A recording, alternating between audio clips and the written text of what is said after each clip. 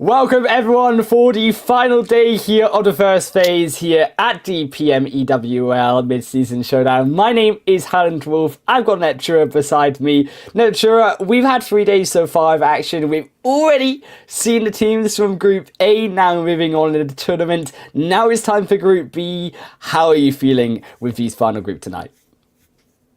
Super duper excited. I say that every night, but it is just so true because every night there's always something different with these girls, always something super interesting that's going on. So I'm very, very ready for this because, of course, it is the last 5 games to kind of see who's going where, who's going straight to finals, who's not, etc. So I think we got a lot to see here. Look, I'm really excited to see what these girls can prove in our final 5 games of Phase 1. As we said, we have seen the teams from Group A already move on. Spoilers, I'm going to say that we did see the teams of Galatasaray, Digital Athletics, Denise Bank Wildcats, and Rook Eternal, I believe. Rook Dreamcore, should I say, the new name, which all made it through to finals in the Group A bracket. We also saw respective teams move in from the Phase 2 and Phase 3 that we'll see later on this weekend and next week. How are you feeling about what we saw last night so far? I am feeling really good. I think a lot of this is going to be a bit scary. The finals are turning out to be, I think, pretty interesting to watch. We will have to watch because the top 4 really knocked it out of the park coming into yesterday. So what they have in store for the finals, I really don't know. But I think, the finals are going to be looking really interesting. The other phase as well, there's a lot of teams my eye on and that didn't quite perform perhaps to the standard that we were looking for in Phase 1, but maybe Phase 2 and Phase 3, we can start seeing them really start to do that. Yeah, and that's the core thing of riding. At the end of today, we got to remind ourselves that we're not going to be knocking out any teams. Don't worry, you're not going to lose any of your favourite players by the end of today, but they will have the elimination chance, a second chance before being eliminated in the Phase 2 portion of our tournament later this weekend. And those who do qualify on side the top 8 to 5th position, we get to see them later in Phase 3 and in the finals for our top 4 teams from Group B. You can see the overall standings from Group B so far, where these teams are lying after the first day. Fenerbahce in first position so far. Don't think any surprise to see them, as well as the teams such as Kasich and Eagle here. I know also there were some favourite players from Million Dollar Babies, so our top 4 isn't too shocking, I would say. No, it's not. This is a pretty substantial top 4. It's a top 4 that we could have expected based on day 1, I think. It is looking very, very tight, though, Wolf. I mean, we're seeing hardly, not even 20 points, not even 15 points between 2nd and 3rd place.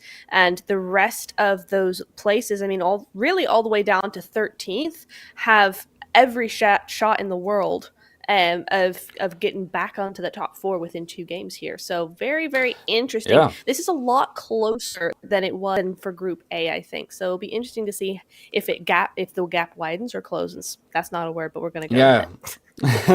I mean, we saw, right, with Slytherin in their one chicken dinner that they got yesterday in Group A, they almost managed to clinch that position. The same, especially with Bonfire Female, right? At the end of yesterday, they were 1 point away from reaching into that top 8 and making it to the Phase 3 mark. Even with their last 2 games being one of a chicken dinner and still having good performance in the final Orango game. But it proves that you can't leave it all down these teams to the last few games. They've got to be able to perform throughout these 5 games today and show us that consistency, because that was something that we did start to see, for the good or the worse, for these teams out of our Group A yesterday. Yeah, we really did. Now, it's interesting, as we look to the right side of the board here, we're seeing a lot of teams that are pretty big names and that absolutely have that chance to start making moves right away. Some of these teams, as you said, do not want to leave it to last chance. But then on the other hand, we have to consider kind of mentality of what these teams are kind of coming in here for. Some teams just prefer to play under pressure. So we may see some of those teams really start to get going towards the second half of tonight. But we'll have to see. Maybe it's, map based, maybe time based. We'll have to see who's better on Erangel, who's better on Miramar, or who's better in Sanhok.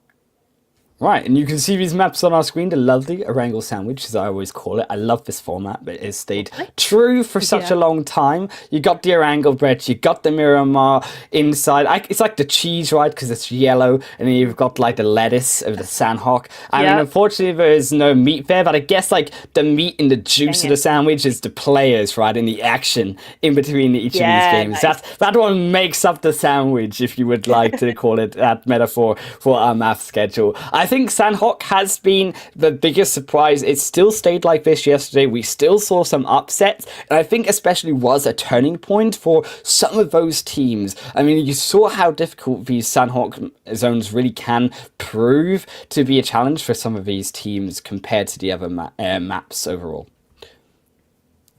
Yeah, it is really, really interesting kind of how much part Sanhok has been to these or rather these here. I mean, we're seeing it like day and night, the first half and the second half after Sanhok. Very different teams coming to the forefront after Sanhok. Some of the same teams that we've been seeing, coming into Erangel and are being shot down a little bit more as we go past Sanhok. It's really a really interesting sort of map to really see like who is actually gaining confidence by this and actually putting that momentum forward in the rest of the games.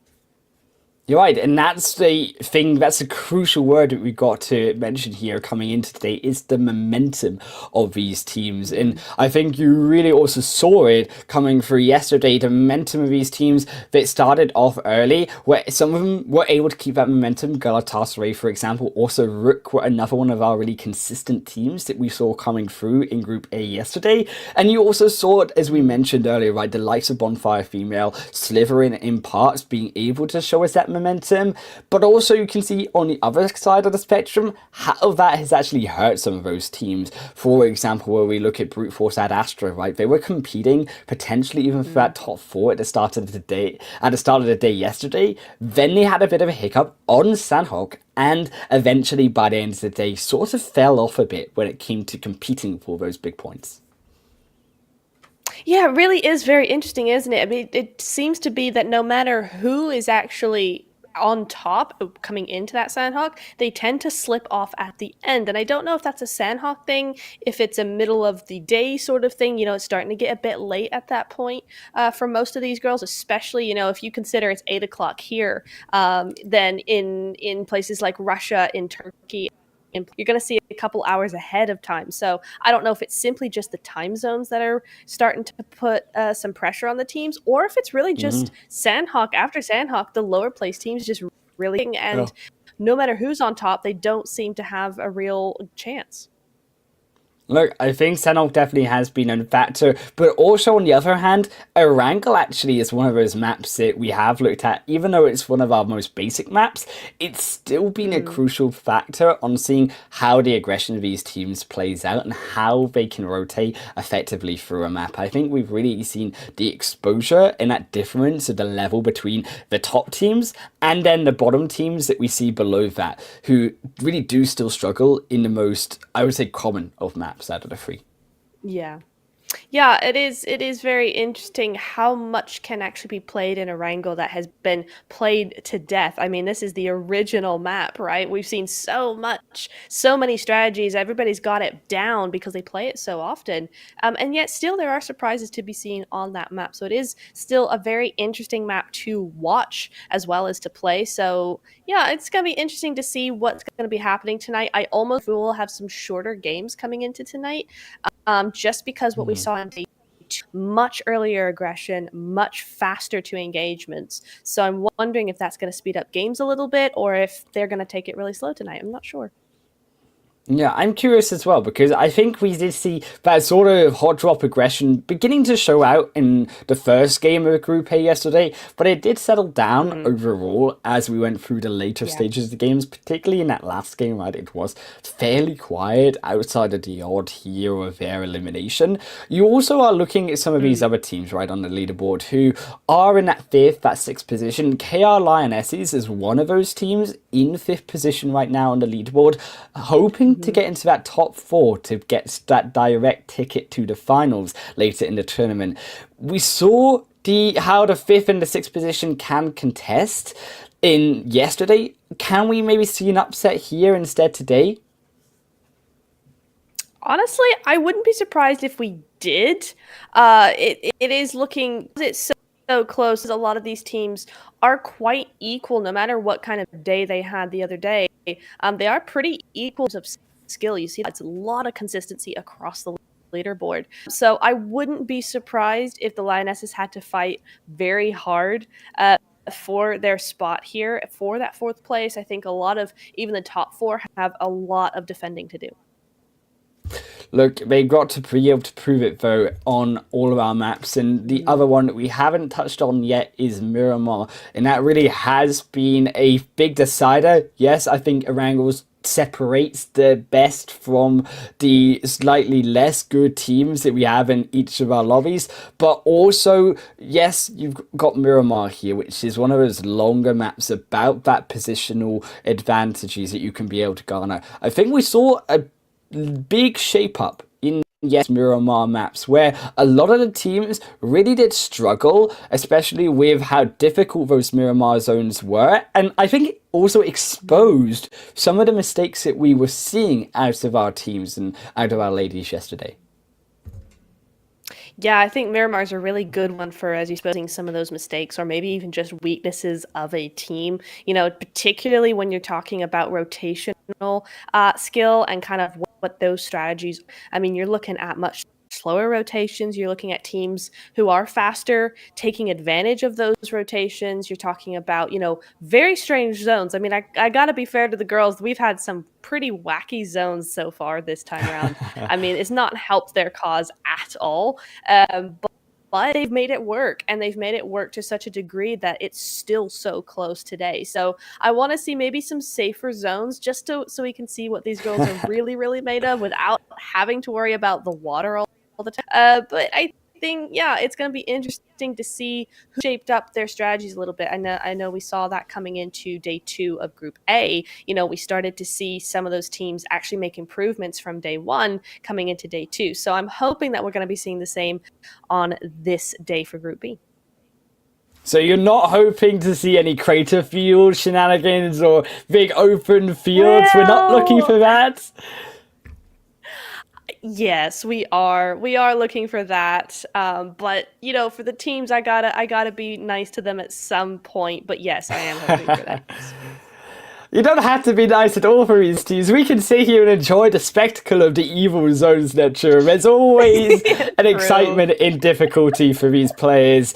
As we jump ourselves on into our first game of the day, we also should mention, as this plane path flies through, that for those teams who reach the final, they will be in the shot for a $7,000 prize pool, as well as 80,000 UC credits. So a big pointer for these teams, a big possibility, or should I say, thing to entice them in to these finals and to Oh get yeah. those top 4 positions, should I say. Is this plane path is going to be a fairly okay one. Does allow teams to rotations to the mid side and Savnovka. It's only that north side of Erangel, right? That takes a little bit of legwork. Yeah, it is. It is indeed. So I think we're gonna see a few of these teams potentially be. There's gonna be a bit of a scramble for vehicles at this point in time. But you know what? That's what secondary drops are for. It's for these zones where you can't hit up Severny or even Yasnaya without some difficulty, and so you go Millie base instead. But it doesn't seem like anyone's done that today. We're gonna be looking over Yes. to Novos. One is going Novo, but most of them have decided to go for that southern coastline. So depending on where that zone goes, the evil in me is saying please go north. But I think this will be interesting no matter where it goes. And I think that's one of the interesting points, isn't it? Both of these groups so far, they haven't actually, really, I believe any of them went to that Sanhok military island and towards the military base. I mean, yeah, sure, we got the Eagles right now going to Novo, but that's about the extent of teams on that South Island. And the only time we really saw teams competing on that South Island was the very first game of the tournament, right? When that zone forced these ladies to go to that South Island, and what probably I would say was still our hardest zone.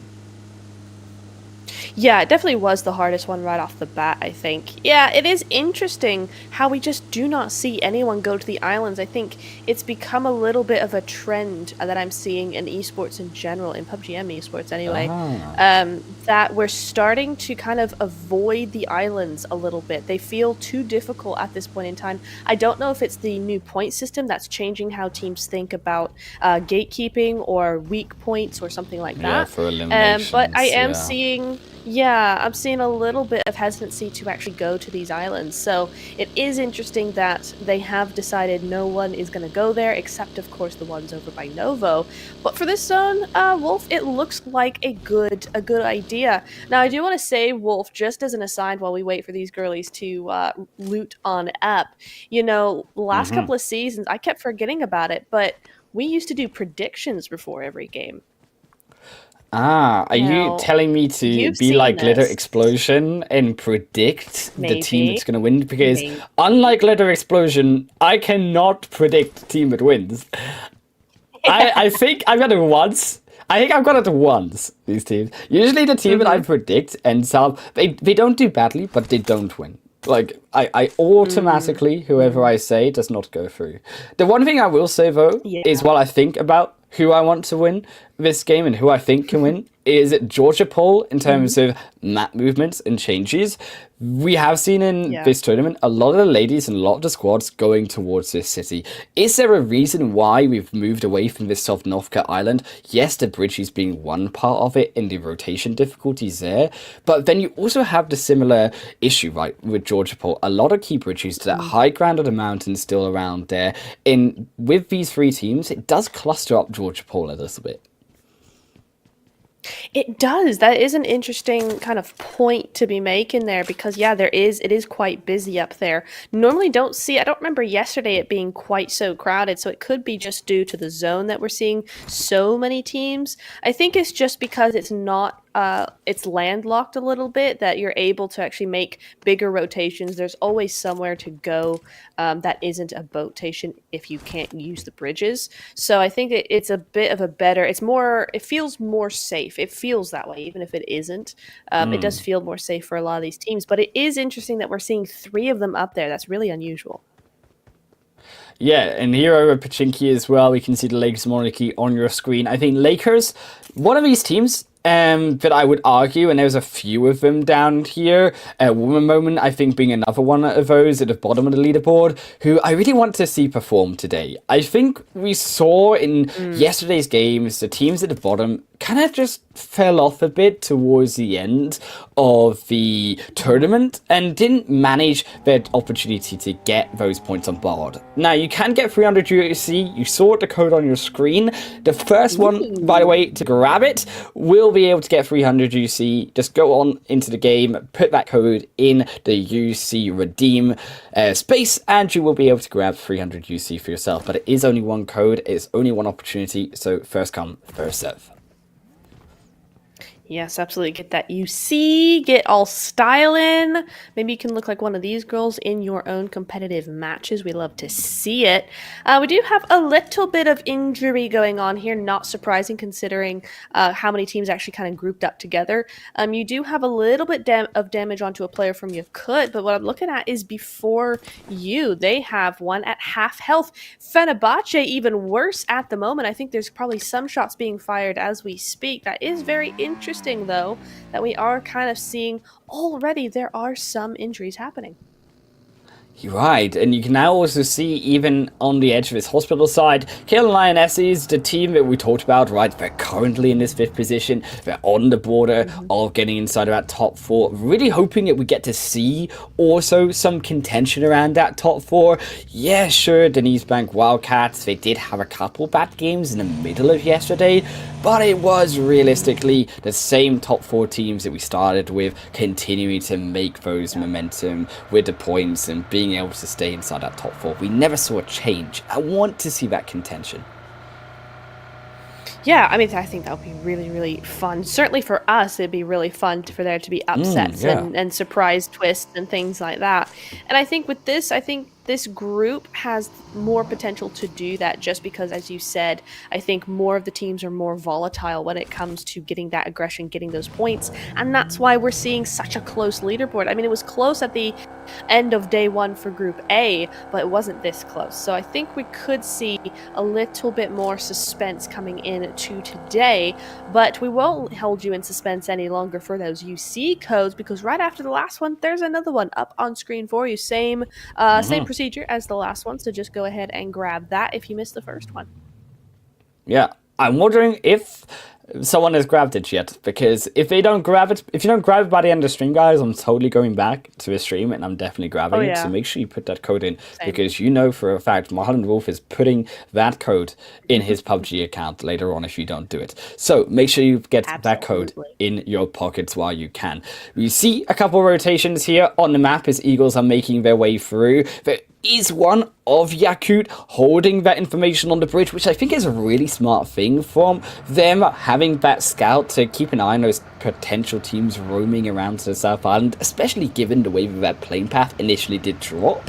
So I think that will give them a good advantage of information, but they do have to be careful not to get caught, as again, with Eagles, that could be a 1v1 that leads into the full Eagle squad coming and pressuring down Yakut solo member. You also see a big series of rotations from the side of Fenerbahce, $1 Million Babies. It could be an interesting two-way fight here between the two. Even Lakers moving one of their players, oddly enough, towards the edge of that zone to get some information on those rotating teams. But that is 2 of our top 4 that could end up fighting. Yeah, they absolutely could, but really heads-up plays from both the Lakers and who's down there, Yakut. Really, really nicely played by both of them there, I think, just to kind of be aware of what the common rotational paths are in those areas, depending on the playing zone. And they've just kind of gone, you know what, there could be people here and there could be people here, so let's go check that out. So it's a really nice heads-up play from them. However, it looks like Yakut might be just only getting that info, because I don't see her anywhere now, and Eagle Esports able to just move across the bridge without any trouble at all. Yeah, and you know what I'm really enjoying is that we still have all of our players inside the game at near the end of the stage 1 mark, and I think that's testament to the improvement that the players are making. We've not actually seen all of these players survive. I know there's always room for 1 or 2 eliminations. You can see Eagle driving and actually crashing into Fenerbahce here as they will look for the fight. Melcy on her own, though, versus the 2 of Fenerbahce is a tall task to take up, but they won't even be able to find one knock so far. You can see Letty and Purple moving over to Fenerbahce, as Fenerbahce actually herding around the backside of Eagle. And it will be, however, Fenerbahce, Alina losing their life first. $1 Million Babies, we mentioned them in the background, also having a third party in this fight, and a bit of an impact for themselves, holding down Fenerbahce's movement. Wow, that's a really interesting kind of crash that ended up happening there. We saw them over onto that eastern edge, but I didn't really think they'd be over here already. I thought they'd kind of stay over there and fight, but no, it's like a 3-way fight over here. And somehow the Eagles have just poofed. I don't know how Melcy was able to escape that, but she did, and the Eagles have gone on their separate ways, leaving these 2 to fight it out. These 3 even. There's the Lakers. Yeah, Lakers as well here. You, of course, saw that solo scout, so they definitely know that there is some fighting. There is the possibility of a third party in the area for themselves. They also do have these upper northern eastern teams rotating in as well, so you can see White Esports was one of them we saw on the map earlier. There is another team, I believe, also that was rotating there too, ahead of White. So they are a bit surrounded here by teams. Again, they might have to be careful, and I do appreciate that hovering around the hillside here of Pachinki just allows them that information for now. They don't need to engage in one way. They don't need to force a fight necessarily just now. As that zone has moved in, it does actually itself cut off a little bit of the zone going into the water, which inevitably will be that it restricts some of the movements of these players. And as you mentioned in previous games, right, the beach now may be looking quite favorable in those compounds, those hills towards the western edge. Yeah, I really like this from Yakut. You know, as you were saying, those coastal areas are really, really nice when it comes to these zones. I think the Lionesses have a good spot, and Yakut have a great spot here. They got a nice little spread. It's a little wide. You start thinking about getting into those late games, that late part of the game rather. But at the moment, it's definitely a really nice info gathering, controlling sort of spread to have. The rest of the girls are gonna have to fight it out a little bit. It looks like they might just end up taking pot shots at each other for the moment, but Million Dollar Babies do want this compound from Onyx, and it looks like we're gonna have a 5 on our hands, Wolf. Indeed, and that with the first knock is that Nessa will go down to the Million Dollar Babies. It's a 1-up for now, as Kitty going to prep the nade here. Will not be able to find the angle, but does find one moving around. Gonna shoot through the nade past the window. Is Kitty still here, keeping an eye, and will find the second elimination knock here, as Suda will fall down. It's 2 up in a clean fight so far for Million Dollar Babies, but they need to finish these revives potentially off before they come back up. As Kitty will fall down, that'll be a second as they come around the corner, and immediately it's down to 1. As Joker will be able to find a revive for themselves. It's a now to a 2-on-2, but Onyx, this time that they've been able to buy for themselves, the revives will be coming up. You can see also Monica holding the line with the nade. Again, going to catch Yoko down to half HP as they move slightly further forward, lay down the smokes, but I believe they might just, go for a retreat here. We don't want to engage. It would be a bit awkward coming around the back. They will go behind the roadside. They're going to flip over. Oh, it's almost clean, but they fall back down into the gutter. Yoko and Raspa, I think that actually is better here for themselves, as you can see definitely before you as well on the right side would be a potential team that could take out a compromised Million Dollar Babies here. Yeah, that's a very odd turn to that fight there. They looked pretty good going into it, but they just kind of fizzled out in the end, unfortunately. Onyx getting those 1v1s, looking very nice at the moment. And they saved their full entire squad along with 2 eliminations. So that's actually a really nice fight from Onyx. They're quite happy that DLR decided to go ahead and try and crash them, because they have those points now and still the full squad. So that's really nice for them. Women Moment, they've been up to the north side for ages. I was watching them be on the edge there over by North Georgia Pole. They finally come down into zone at the moment, but somehow have lost 2 of their players. We didn't quite see that there, but that is a shame, because again, this is a team that I've had my eye on, and they just can't seem to have a break here. And this game looks like it's going to be what's the word? No exception. There we go. Exception, that's the word. I didn't know what we were looking for. I was in my brain. I was calculating the words for you. I wanted to say obsession for some reason. I'm like, that's not it, but okay. Anyway, Inception, here we go. There's another word I should practice saying because I'm going to forget it. Looking at white this time round. Oh, Logica from the Lioness is getting another one of the Women Moment down in the kill feed there. Rin going down this time. That is a big shame for them. They need these points so very much. They're currently sitting on 9 points. So not a whole lot going their way for this game at least. But hey, you know what? We have that Sanhok coming. True, and all of those points they've been able to garner so far from Woman Moment was actually in eliminations, but I think Rin here really just getting themselves a bit caught out in amongst those hay bales. It will be V Nature who is able to finish the elimination off, and they will grab themselves their second point of the game so far. You can see as well a couple more of the Woman Moments players roaming through. I doubt they'll be making the same mistake, and I assume they'll be making that wide rotation amount to avoid KR Lionesses. Yeah, I mean, KR Lionesses actually have a really good spot here. We saw that coming into the next that circle when we last saw the map. It was looking really good. Heads up play from Lakers here. We see the zone has shifted towards the coast again, so we're going to be looking at a fairly hefty ocean zone there. Never mind, we're going inland just slightly, but it is going to be hospital. So we are going to be seeing maybe the team of the Lionesses trying to get back to that hospital area, but they might be just a little too late because Yakut are already on the move and Galacticos are closer.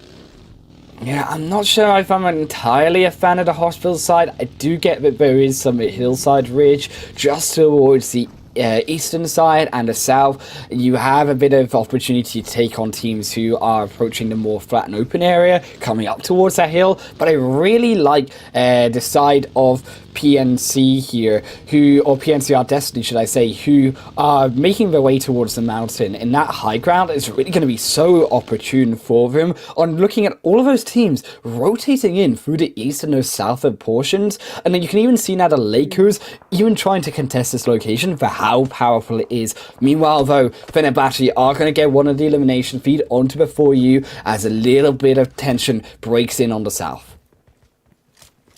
Yeah, this is really interesting. As you said, PNCR have a great position here as long as they can hold it. If the zone continues to go to the west side, that side of the mountain is actually, I think, a little bit easier to move off of the mountain there, just because you don't tend to have that many teams over there, and it's an easier descent, so you can just book it and have as little damage as possible. So it's a good mountain to be on when the zone is going to that side. However, if the Lakers take that over, PNCR aren't going to have much choice but to be sandwiched as they retreat back down the mountain. So this could go both ways for them. At the moment, Lakers Monarchy look to be kind of doing the right thing here, but this mountain is such a tricky place to actually, try and do anything with, especially when they're up at that point. It's so very open. I'm not sure if this is just not going to fizzle out a little bit. Yeah, I think we may be on a bit of a stalemate here.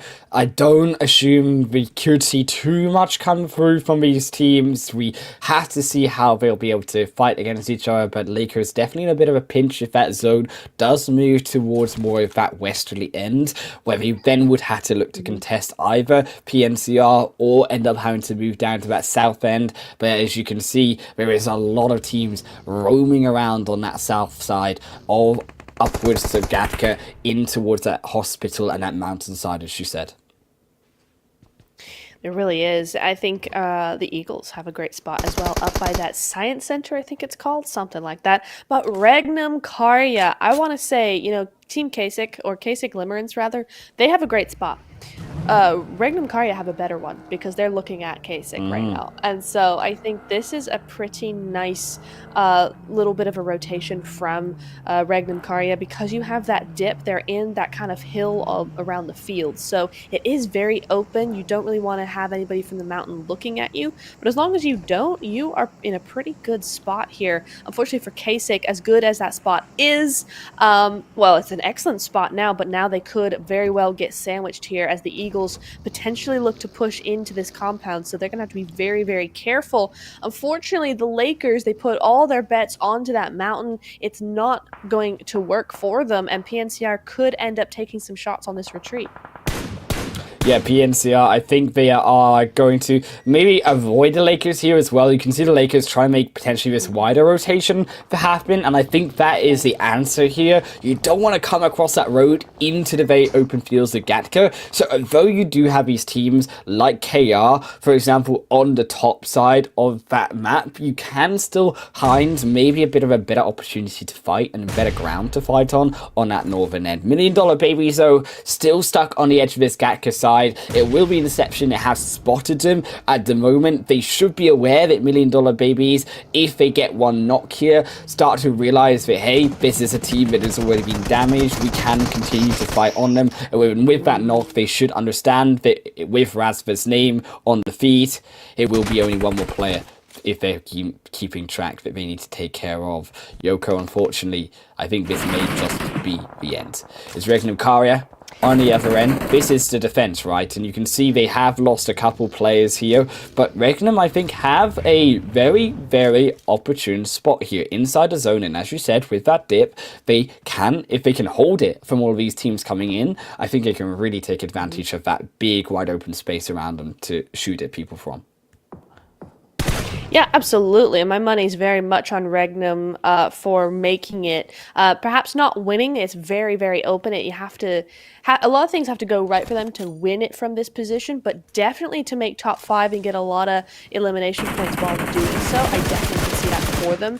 Hard to Kill have done well as well to get into this position right up behind the Eagles. But guess who else is there? It is, Inception. It is Inception, so they're going to be coming up as well. This south side's gotten super duper busy. Hard to Kill going to try and fend off who they can, but it looks like, getting shot over there by Regnum. So that's a big, wide range that they've got over there in those fields. And unfortunately, we do lose PNCR. They went from King of the Mountain to Queen of the Lobby, unfortunately. So we are going to see them get out of here while we wait for the rest of these teams to sort themselves out. And White, now White in the north side, looking like, to the play zone no less, looking like they're feeling the pressure. And Onyx here as well. They have been holding up in this zone on the edge, but you can see that shift that's gonna force them up, and you can see even Kazakh Limerence, they are the other team here. They have the ability to hold on with a compound on top of, realistically, as we said, Regnum, having that other position that is really holdable in this final zone. However, all of these other teams, they're really going to want to be waiting as long as they can, because they don't want to be the first team to go forward. If you are that first team to make that move in, you end up being caught out by a lot of teams around you, and you are the target, the first one of them, all of these other teams. At the same time, moving in at the last moment, if all of these teams are, of course, doing it, it does create a bit of chaos that we're going to see in about the next 45 seconds. Yeah, definitely. You make such a good point. You do not want to be the first one out there, because at the moment, these teams have, quote unquote, nothing to do, right? So they're not being distracted by anyone. There's nothing going on. So they can focus entirely on you. So that'd be a pretty bad move, just because you have 6 different teams shooting at you. And at some point, someone's going to get the killing shot, right? But as we start to see now, everybody starts to rotate together. Now, this is a bit of a smarter play from some teams. If somebody else is rotating, you rotate at the same time. Some really nice car moves being held here, except for Zeros, who gets stuck on a boulder on the way down. But is this going to be a push on to Kasich right now? Kind of looks like it might be, but you could. Really good work with those sprays.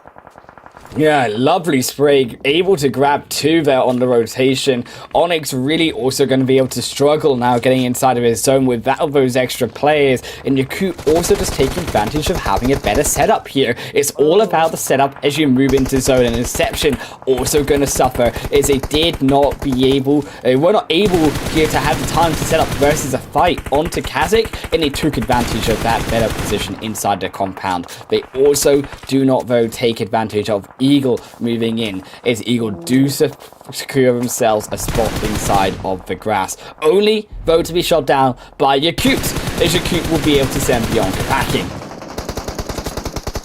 Yeah, for real, you could now with 5 eliminations, all feeling pretty bad about it, though. They're pretty injured at the moment. Fenerbahce going down now as the zone continues to favor Regnum Karya. I mean, I don't know how much more of the zones left you want. That is terrible for most of these teams. I mean, except for these random, like, little duos and solos, it's just Regnum. It's H2K as a duo, it's White as a duo, it's Zeros as a solo. Everybody else, all these bigger teams, they have to all move in. This is going to be very interesting.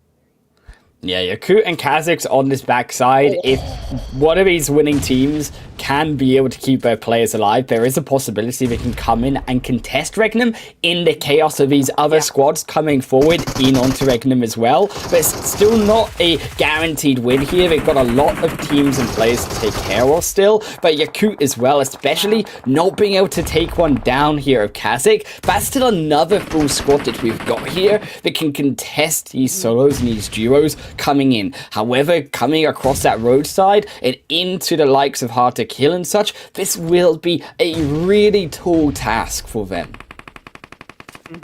Yeah, absolutely. It is going to be a beam. They did some excellent work. Unfortunately, just unable to keep up with that zone as it shifts away from it constantly. Regnum, interestingly enough, only 5 eliminations. For as much as these teams have had to come to them, we haven't seen too much from them yet. Although Cat Veins does go out in a vehicle blast there, so that's going to be another elimination point over towards them. But we did see White there. She got yeeted by a nade there for the one the duo did. So now it's just down to a solo, but she's throwing nades out of the vehicle, which is always really nice. But we'll look at the mini-map. Look how many circles are there struggling for this tiny zone. That's almost hilarious now. How many are still alive? Right, and you can see now Kazakh as well. With this tiny area, they're going to make their push forward. You can see that the zone's moved up. They need to make a move. They need to make a push onto Regnum.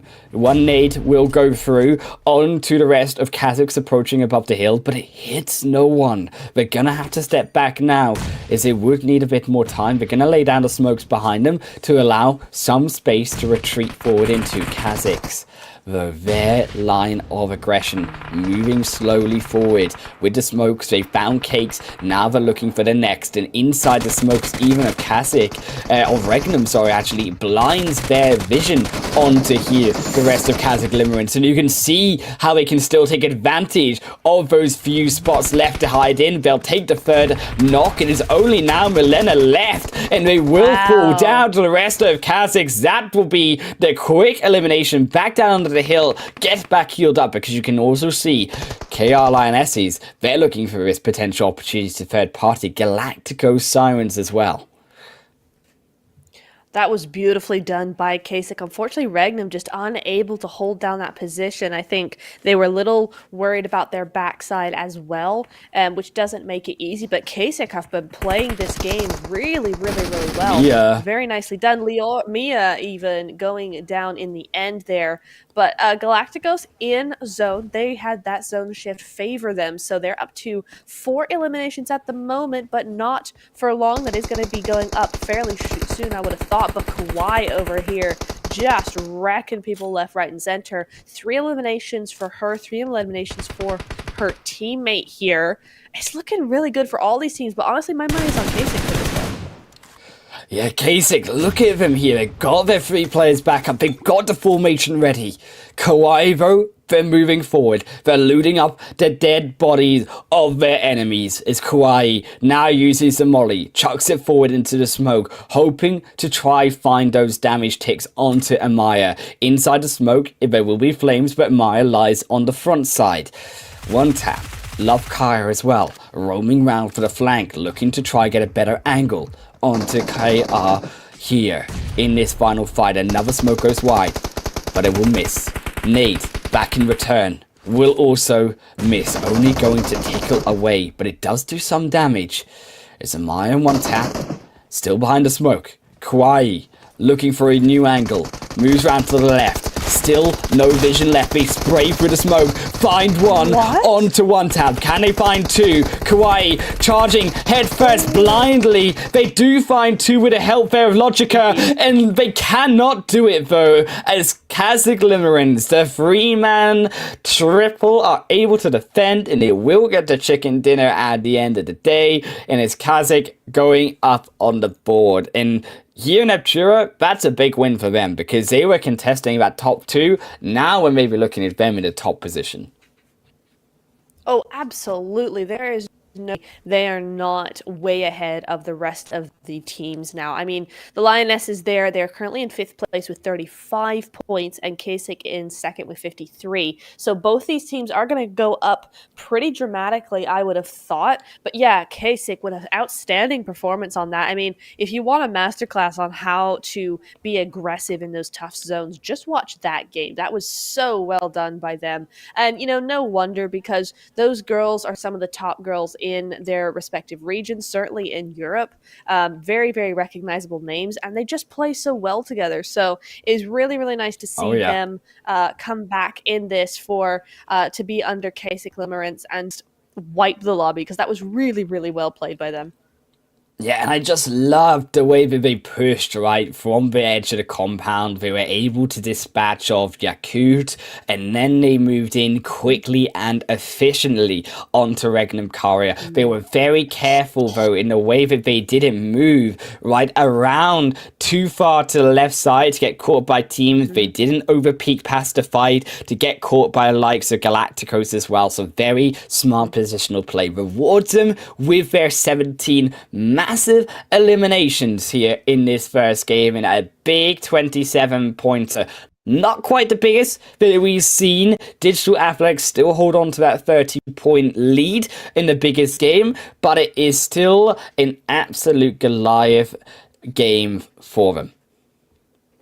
It really is. It's such a nice way to start, right? I mean, I know we had a really difficult zone for these girls, but at the same time, they handled it super well. And if that's the kind of aggression, that's the kind of determination that we're going to be seeing out of these teams, Wolf, I'm super excited for what, I mean, Yeah. just Sanhok has is a much smaller map, and Oh, Miramar is a don't more get me strategic map. excited. So super excited. Yeah. Yeah, I am super hyped to see what these ladies can do later on tonight. But we gotta wait. We've got one still on Miramar before we get to that Sanhok juicy Yep. jungle matchup that I'm looking forward to in the middle of tonight. But the match summary still here. The longest elimination distance going still to KR Lionesses with Logica at the 275-meter mark. And again here from Group B. Now, we talked about it yesterday. A little more rescues here, and still amount of healing done, still edging very similar overall to Group A, but you can definitely see a bit of slower play allowing in those rescues for these players in Group B. And we also check out the standings. Number 2 there for KR Lionesses at 14, Galacticos edging up in 9 points, and Regnum there with 8.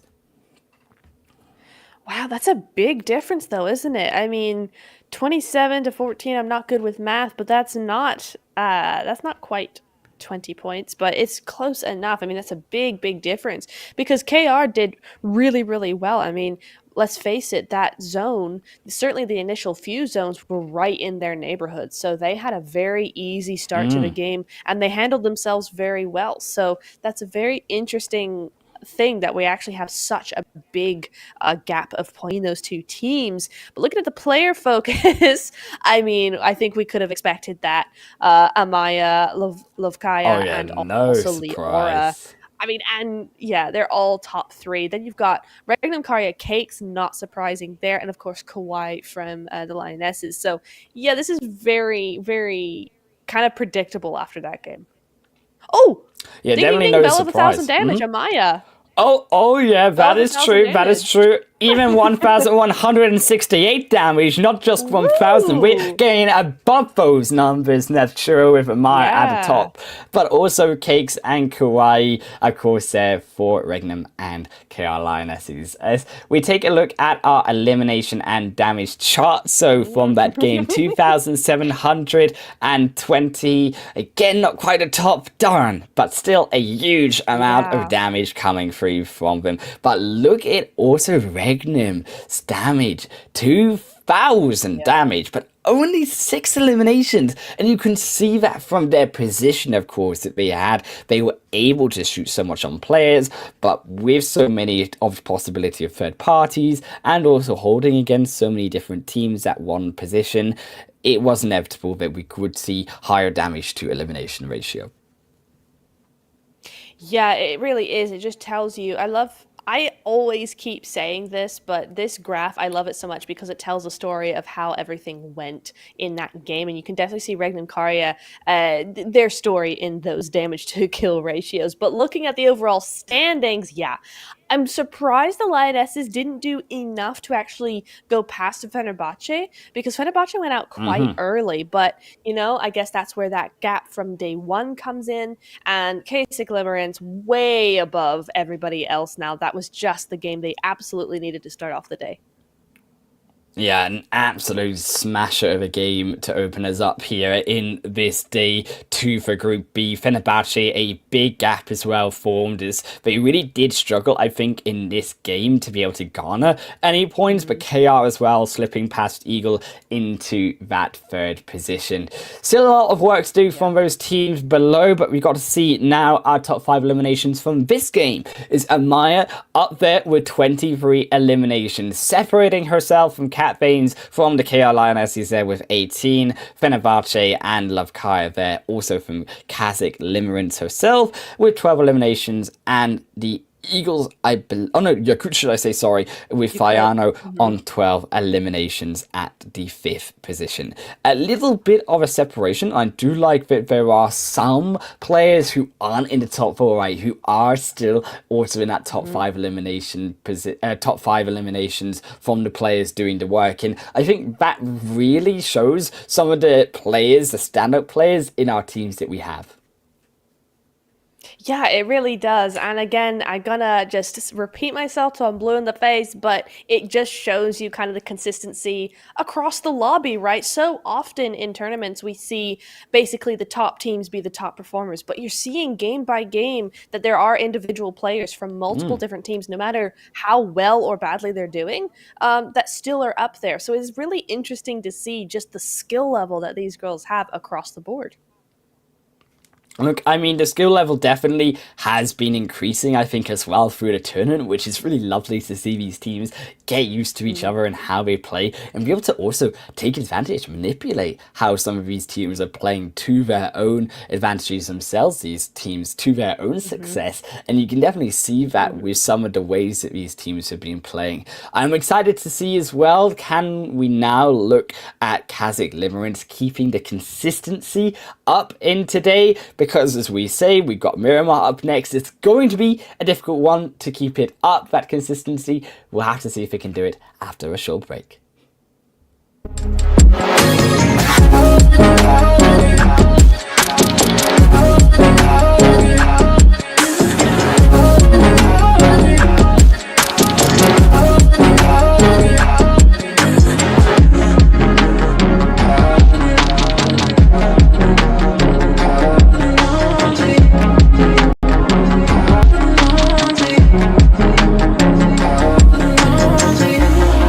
Hey, so this is a little awkward.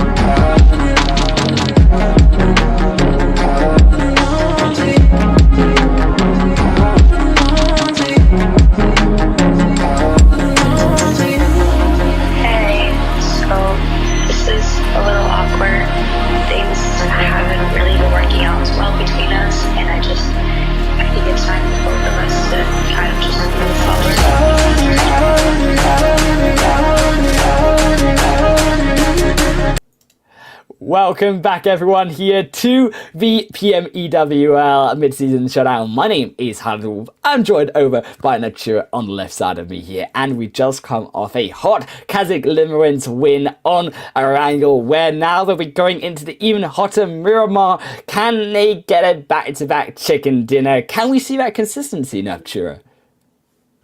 I would love that, Wolf. I really would. We've seen back-to-backs, I think, every day so far, if I'm not mistaken. I'm pretty sure that's how that's happened. So, True. honestly, I want to see that today. Come on, let's give a full 4-day back-to-back. Let's do it. I'm really excited. Look, I want a back-to-back, I want a dominance, but I also want to see some of these teams who were on the lower end of the leaderboard be able to get their points. I'm so desperate for them to be able to get their points up, because I know that we can see some great things from the likes of Woman Moment, from the likes of also Before You, who are a little bit down on the leaderboard as well. I know we've also seen the Lakers struggle, as we mentioned before, during the last game too, who can also be, on a good day, be able to show us that performance. We saw Lakers actually, I believe in also previous games so far, actually bring some fight to these top teams already so far. Yeah, they have. It frustrates me, right? PNCR and Lakers, especially in that game, in the last one even, they frustrate me because they had such good ideas. I loved the Lakers rotations. It was super heads up from them to be going around to that north side. You know, they know it's going to be fairly clear. It was really a nice play from them. They had multiple nice plays one at a time, and yet they still go out. PNCR are the same way. I think they did get stuck a little bit up on that mountain, so that didn't help, but they still had those ideas in place. Now, Women Moment, as much as I want to see from them, I haven't seen enough from them that kind of makes me go, oh, that was really cool. They just, missed out on this opportunity or whatever. It's just not been there for them. Certainly in the last game, we just didn't see enough of them on screen. So I'm really looking towards them for this game. I really want to see how they play, because I want to know why it's not working, because there's obviously, if they're here, if they've qualified for this, they're obviously good enough. They're obviously skilled. So what is going on there? Definitely, and perhaps it's also the rotations. They have struggled a little bit when it comes to the rotations, particularly in the early game to the mid-game rotations. Moving in from that stage 2 to stage 3 mark does seem to be a bit of a kryptonite. We also see on the rotations of the drop, should I say, on this map, we see a bit of a contention on the Los Leones side, but it has gone very northerly. So a fair number of these teams, about half the lobby, going to need to make a little move up towards those hillsides of the south end of the zone and start to rotate at the end of stage 1 after the looting phase. I have one word for you, Wolf. One word. Oasis. What's your word? It's there. Oh yeah, it is there. It is there. You know what's also there? Honestly, is Crater Fields. What? Crater Two Fields is for also one? There. Let's do it. I know, Come right? on. It's like a freebie here. You've got Crater Fields as a backup. We've got Oasis, and do one better. I'll also give you an extra bonus, buy 2 get 1 free of Death Valley. Yeah. Death Valley is also there. So you've got your water treatment, Death Valley sort of area too. This is a spicy zone. It may not look like it to the average eye, the eye of a new player. But I tell you something, it's got a lot of danger in this zone. There's quite a few pockets where this zone can go to and challenge these players. Yeah, absolutely. I think no matter where the zone goes, it's going to be a hard place for these teams to actually fight in, especially when you kind of take into consideration there's only like 3 teams actually inside zone at this point in time. Yeah, you got a couple outliers over there onto the edges of those zones, but mostly they're going to be coming in on that south and eastern side, and it's not going to be pretty, because look to the south side, very open around by Picado. You look to the east side, very open around Hacienda. So you are looking at very open rotations for most of these teams. That is, of course, if we can get any of these teams out of Los Leones, because it looks like very soon there's going to be 3 of them.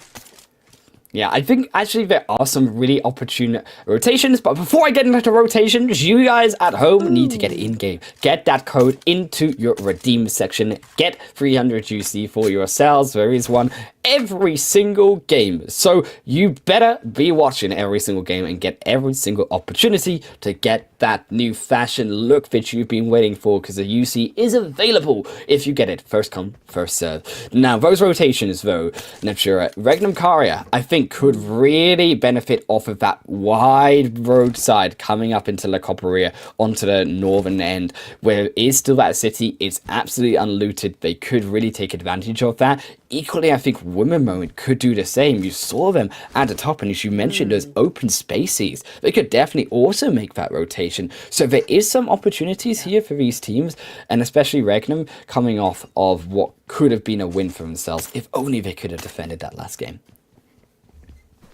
I think this zone is giving them certainly a chance to redeem that last game. I know obviously it didn't go the way they wanted, but if they can just be kind of heads up enough to get a position that's not necessarily high ground. I mean, there are a lot of little hills and dips that are great for rotational third partying when you're coming off of the north side of Hacienda.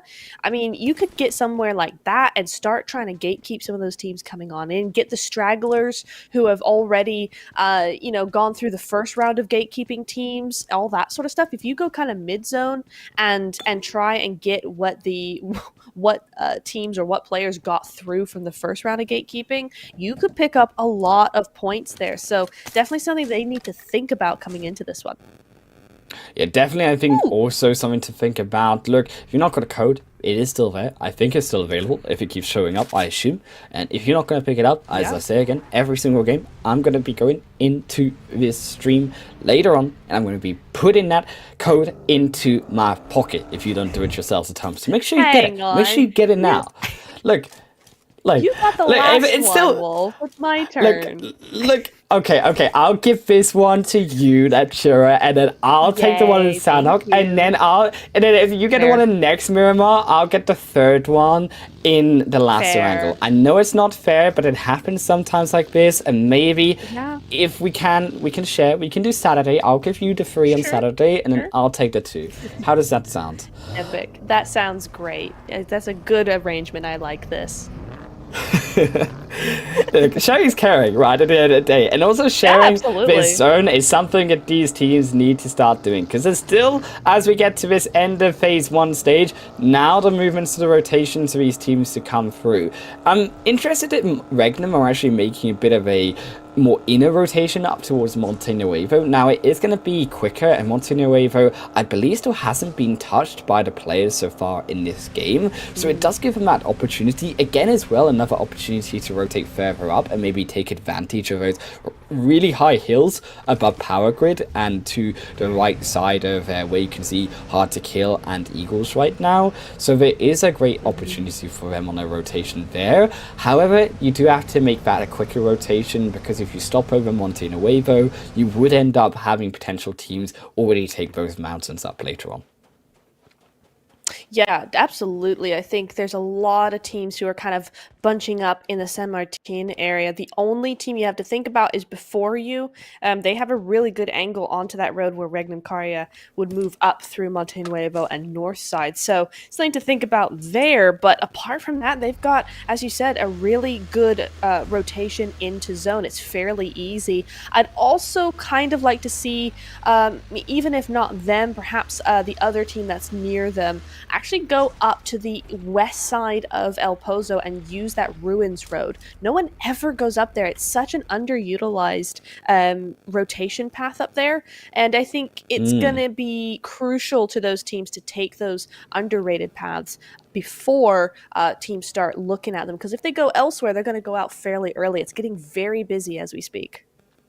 Yeah, for sure. And that's something that we've also noticed in the tournament so far, is these wider rotations that could be happening earlier on are something that the ladies just aren't really taking an interest in. I think that this is definitely something underrated these ladies could be doing, as you say, using these wider movements, earlier at the beginning of stage one, rotating into those cities with the plane path, are more likely to be unlooted, still continue looting phase as you're going, and break it up with that longer rotation. Something that could be taken advantage of a little bit more, I think. Yeah, I think honestly it comes down to these girls are impatient to get firing their bullets. They've collected them, they want to show them off. They want to go, "Hey, look at my bullets. You want to see them?"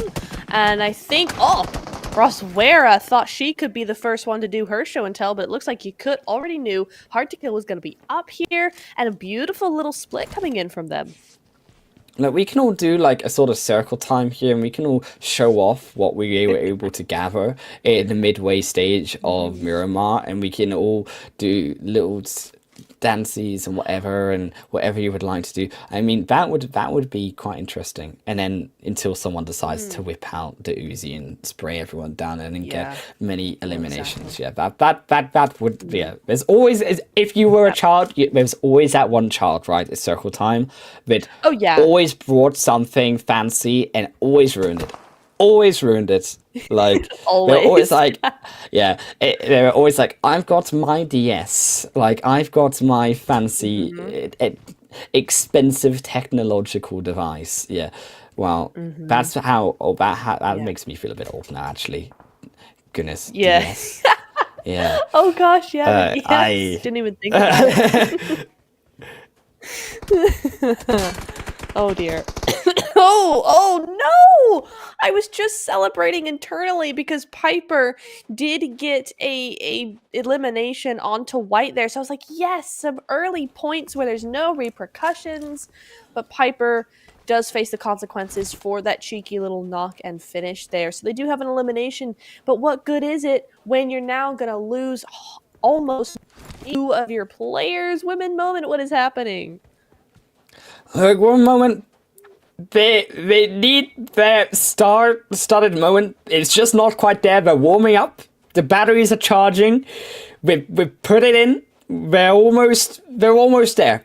I trust that it's going to happen sometime. It might not be this game, as Patoki will unfortunately be left for dead here in this second match. And the zone will also move a little bit up towards the north. Oasis is still in there. It's still there. I still see it. I'm excited. You can feel the anticipation in the air. Just move up just a little bit, zone. That's it. We'll guide you up in towards the water. Yeah. That's it. Lean closer. Exactly. Lean up there towards Oasis just a little bit. But we've also got Death Valley, as you mentioned, that little bit of Death Valley coming in to water treatment as well. You've also got the very edge of Crater Fields, which Regnum Karya did make their way up there. But so did DLR, so did Eagles. So there could be some very interesting plays coming in here. But I'm just noticing now, what on earth is that stack of teams coming up? Hang on, no, hold the phone. K6 just now coming into zone? Where have they come from? Yeah, I mean, K6, they're taking a nap after their last chicken dinner. They're full after a big dinner. They need to rest after eating. That's the emphatic system there. Working out is kind of bad shape. But gonna take a few shots here onto before you as they will make their movement. One will, I believe, be knocked there for the meantime and will be, I believe, bled out. I don't believe therefore you are going to be for that revive. Lakers as well going to be making their movements in. But you mentioned that big cluster. Unfortunately, there's no one in that car as well. Yeah, that's a big shame. I wanted someone to be in that vehicle. Regardless. Yeah. Yakut still versus H2K here. Rosware will also fall down. Finally, this fight going to be starting off with a knock for once. Here comes Nomeli through, looking for the search, but only will be able to find the bullets in from Rosa, as that will be a 1-for-1 trade for now. Yakut wrapping around in a fight on 2 fronts. Is Fayano looking to find that first through the elimination. Will be Onyx as well. In the elimination feed, you can see losing their lives to KR Lionesses. Meanwhile, the fight's still on Yakut. Gosh, hang on. Oh no, that's I thought, gosh, that's an awful lot of person that you can see there, but that's because their teammates need to from each other there, but nice little Molotovs kind of just pushing around. And Akami, I Oh, what love an this angle. from them. You could. That's got to be a push, though, right? That's got to be the push now. Yeah, that's a beautiful angle. That is the one now remaining that you're looking for. Yakuve should be able to push this cleanly as a team. But again, they go in one by one. Dismi will fall down, but can they keep it alive? Yes, they will be able to keep her alive, and they will finish off hard to kill. Almost a bit of a disaster there, but they keep all four up, crucially, and they still got the time to move forward in. Unfortunately, Galacticos aren't going to be able to do so much as Lakers here, stepping up slightly on their first elimination. Galacticos going to be moving away a bit wounded, but will be able to survive. It's interesting. We've seen a little bit now from each of our top three from last game. Of course, the Lionesses starting out strong. They had that second place. They almost had that first in the last game. So they really are hungry for that chicken dinner. Now it got stolen from them in the last game just a little bit there. So we're going to be seeing that. I think Fenerbahce probably wanting to look out for their points as well. They're being super cautious with these rotations here, being very careful about who they go into and where they go there. So that is nice to see. Galacticos from the top three, though, we are seeing them down to a duo. Of course, that is favoring Yakut there. So, you know, not too bad. Yakut has been, if I'm not mistaken, hang on, let me check that. Yakut. Yeah, they're down in 13th. Well, not 13th before last match. So they also need those points. So not too bad either way there. But looks like people have decided it is going to be going over by the water treatment, that North San Martin area. We're seeing a lot of teams start to focus in here. Kasich, very, very late rotation, so late into the game. Could find an advantage maybe backstabbing Eagles just a little bit. Yeah, focus, I think, a big amount on the high hills. You can see really avoiding the roadsies teams, even Lakers, as you mentioned, right, moving around in between the mountains for a bit of cover. However, yeah, Eagles are also there on the other end, and Kazakh Limerence, now with that big late rotation, are going to be moving in. A big shift, though, keeping a lot of these teams inside the zone, crucially, so it won't have a bit of too much disruption. However, these other teams coming from outside will be affecting those coming in from the water treatment side, and that Death Valley really is going to be real difficult for a position to navigate past. Absolutely. I just want to say this is perfect for Kasich. That couldn't have been a better zone shift, honestly, because now they're going to move around to that left side and actually start to gatekeep Eagles. So they're going to cut them off from entrance further into the zone. If they're smart about this, that is where I would put them.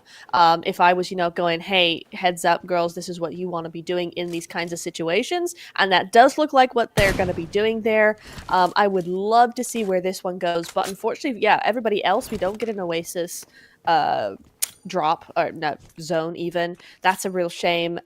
Inception going to be here. I mean, you've got this hill, PNCR hungry before you, ready to go. This is going to be really hard for her to get in zone here, Wolf.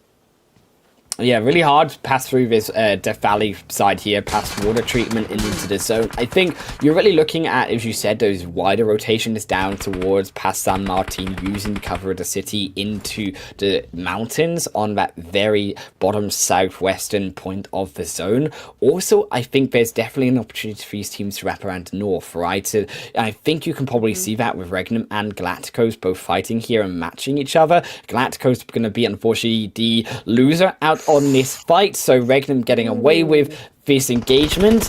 However, if they can rotate up north, that would be an opportunity for them. But unfortunately, look at the explosion, a triple knock from PNCR, and you can see how crucial this position is for themselves. Getting another 3 eliminations into their pocket, moving their way now up to 7 is before you annihilated. Oh my goodness. This is why you always take multiple vehicles. That was 3 people in that vehicle. They brought it on themselves, I have to say. Andrea, unfortunately, the only one left of her squad. And Wow. I mean, I guess they didn't have those vehicles because everybody knows you don't use the same vehicle for more than two people. But what was that? I mean, kudos to PNCR spotting that and taking them out like that. These are the points that PNCR need. We love to see it. And now they do know that there should be a solo in there. So this could be a push they might want to take. I don't really No, see no, it no, no, being no. super Yeah. advantageous apart from that one kill, but it could be something they might want to do later on. The more I Yeah. talk about it, the more I dislike it, though. Yeah, I really not a fan of pushing down into that Death Valley. You saw Mm-mm. exactly what happened to Mm-mm. the solo player from PNCR doing the damage onto him. So I think, yeah, moving Yeah. about, taking your eliminations that you can get here, moving from teams coming into the new zone, and then moving it into the zone yourselves, makes the most sense here as they are doing Fenerbahce as well. Just going to catch out one of the $1 million babies on the rotation there too. Just going to take down Razva. Perhaps the team just also isn't around. I believe it also, yeah, you can even see Yoko here fall to Regnum. So it looks like $1 million babies are fairly split by the sounds of it. Yeah, it does seem that way. I'm gonna call it Oh now, yeah, though, that we found them. DLR. We did. There they are. Regnum Karya taking some points here, about to make that 1.4 if they're careful about this. Kitty has to do something here. Oh, and she does it! Melina goes down on top there, just over peeking a little. Nice moment for that defense. Razva giving all that information that she can. Can Kitty do this again? I mean, if Cake's over peak. Yeah, we gotta be careful here in case they start to get themselves back into this fight. That crucial knock there from Kitty has extended this fight out, and as Cakes moves further forward, they will now just realize that they don't want to take this fight solo. They will now revive up Melina. However, this also buys time for $1 million babies. You can see Kitty barely getting Razva up back into this game on the sliver of health. It's now Cakes as well, going to be able to take them out though on the revive. Will be able to finish that up as $1 million babies take the elimination to themselves. I'm gonna say it now. I think that $1 Million Babies, they're gonna be a team that are gonna come back after Sanhok. I think they're gonna be the ones that we're gonna see come in here and wipe the floor with these teams after that Sanhok. I think they're gonna be the ones that need this little bit of extra time because we're just not seeing the same team that we saw in day one so far. So I'm hoping that's all they need, but it is interesting to see, after such a strong, consistent day on day one, we are starting to see them fall out a little bit. Yeah, also, that consistency, something $1 million babies, they can fix. There's still 3 games here for them to continue to do so and improve, so it's not all over yet. Is Evil Esports as well. Moving here a little bit towards the edge north side of the zone, we have got the Lakers around them. You do have, I believe that is a KR Lionesses member also in the vicinity. Woman Moment 2 making their later rotation in. Could be a little bit difficult here for Woman Moment. They are scouting it out, but you can see very difficult to move in.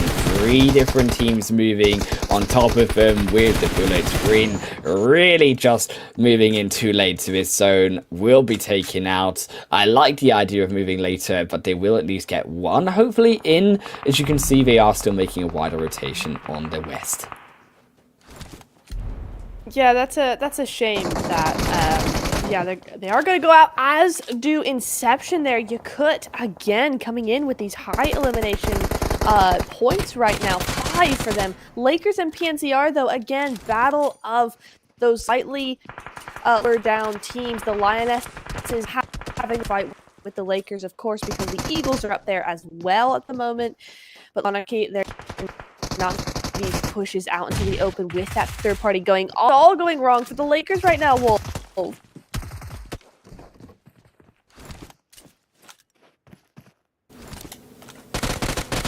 It is indeedy there, so we're gonna be seeing nice, interesting rotation around from the Eagles, actually.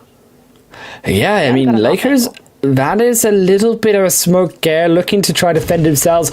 I almost wish they would nade actually into that building. I mean, that could have been an absolute team wipe of a nade. You can see they've got 4 in their hand, so maybe V-Nature being a little bit too passive here on the opportunity to also take out Lakers given their amount of players remaining. It will also be Eagles taking their own fight. You can see on the elimination feed as well. Meanwhile, though, just a defensive opportunity being given here for V-Nature. It will be there. I believe the Eagles being able to win out there on that fight. Yep. As unfortunately Onyx will be going down. They will indeed. This is interesting from Eagles, though. They've kept 1, maybe 2, but it looks like 1 up on top of that hill overlooking that fight there. And the rest of them have moved on into a better position in zone. So that's an interesting thing that we're starting to see from these teams. We're seeing that a lot. Regnum Kari had to be very careful, though, because Yakut are right on top of that. You're gonna be able to slip away though from Magnum Karia for now, but look at the zone coming in. They're not gonna be able to slip away from that. They have to keep moving. Milena now engulfed by the blue, forced to heal at this stage of the game. The zone also gonna shift much more this time into the open, but you can see how many of these big teams have been caught inside of that blue on this rotation. Yaku gonna be reduced down to a solo player as well, as that zone will shift once more into the absolute open space. There is very, very few opportunities here for these teams to move about in the zone without being easily picked off. Yeah, and now we're starting to see all these teams really start to drop like flies. I mean, PNCR, Lakers, and Regnum Karia all at once there, all with very decent points, though. So a great game from all 3 of those teams. But we're starting to see Fenerbahce now starting to move in. 8 eliminations. Yelem is down, but hopefully should be able to get that back up. Or maybe not. Looks like Eagles pushing in on that. Really nice from them. And we're going to be seeing Alina now trying to defend that duo because, of course, there are 2 of them over there trying to get that revive. The nades over the top. Not quite going to hit, though, Wolf. Yeah, and just not quite on target as Kazakh Limerence. They also have a position here in zone. They also have a full squad. Fenerbahce are going to be down to 3, so it is Eagles realistically here who should have the full squad. They are going to be able to actually make that revive happen, but at what cost? You can see, meanwhile this is happening, Eagles are closing in. Bianca Marzi are on the horizon of Alina, so they do have to look to take this fight. You can see them pop over. Alina's going to try to buy some time. We'll be looking to put some smokes down on top of the Eagles, but they can't get too invested into one team. There is still a 30. There's still also Kazakh's Limerence on the opposite end. Full squad of Kazakh, I might add. So they've done it again. We've got 2 out of the 3 that we saw last time here. No, that's wrong because Fenerbahce were not top 3. But anyway, it doesn't matter. They're here now. They got 8 eliminations. They're really looking for potentially that win there. They were able to get those that revive up, and it's a really interesting play from Eagles. They've actually decided to pull off from Fenerbahce, move over towards Kasich, closer to zone. So now I think the ball is in Kasich's court here. Yeah, Kasich's really beautiful work controlling that ridge line, but immediately as I say that name, it's Letty's grenade. It finds 2 of them. Fenerbahce will look at that and start to make their push round. Very hesitant, though, to make too much of a play forward. Are going to let Kasich and Eagles fight this one through. It's Lavkai is going to be the final one to fall in that nade, just the beginning of the end for Kazakh Limerence. It's Eagles now have to get though back over this ridge line. Fenerbahce trying to stop them from doing so. Get their way into zone. The big drive in as they will look. Fenerbahce sealer for that move into zone. They've got the actual airdrop there to help protect them. A bit of a praise down from the gods in the central zone. Some form of defense. Oh my god, that was insane. Eagles doing great work there. I almost wonder if that was a bait from them onto Kasich, and it's looking like it really worked. But hang on, Letty has 6 out of their 7 eliminations. That's a fantastic result. Yeah, Eagles here as well, getting 7 though in total with the help of Bianca. Fenerbahce are going to lose 1 ALM on the side. Caesar getting shot down. Purple's going to be able to find them. And that will be 2 all the way dispatched for Eagles side. They're slowly making their way in. They're taking control of the zone. And now the onus is on Fenerbahce. A big nade in, a big molly. And here comes the dive as Eagles looking to take their chicken dinner win. And they will be able to do it. Eagles come out with a second game victory.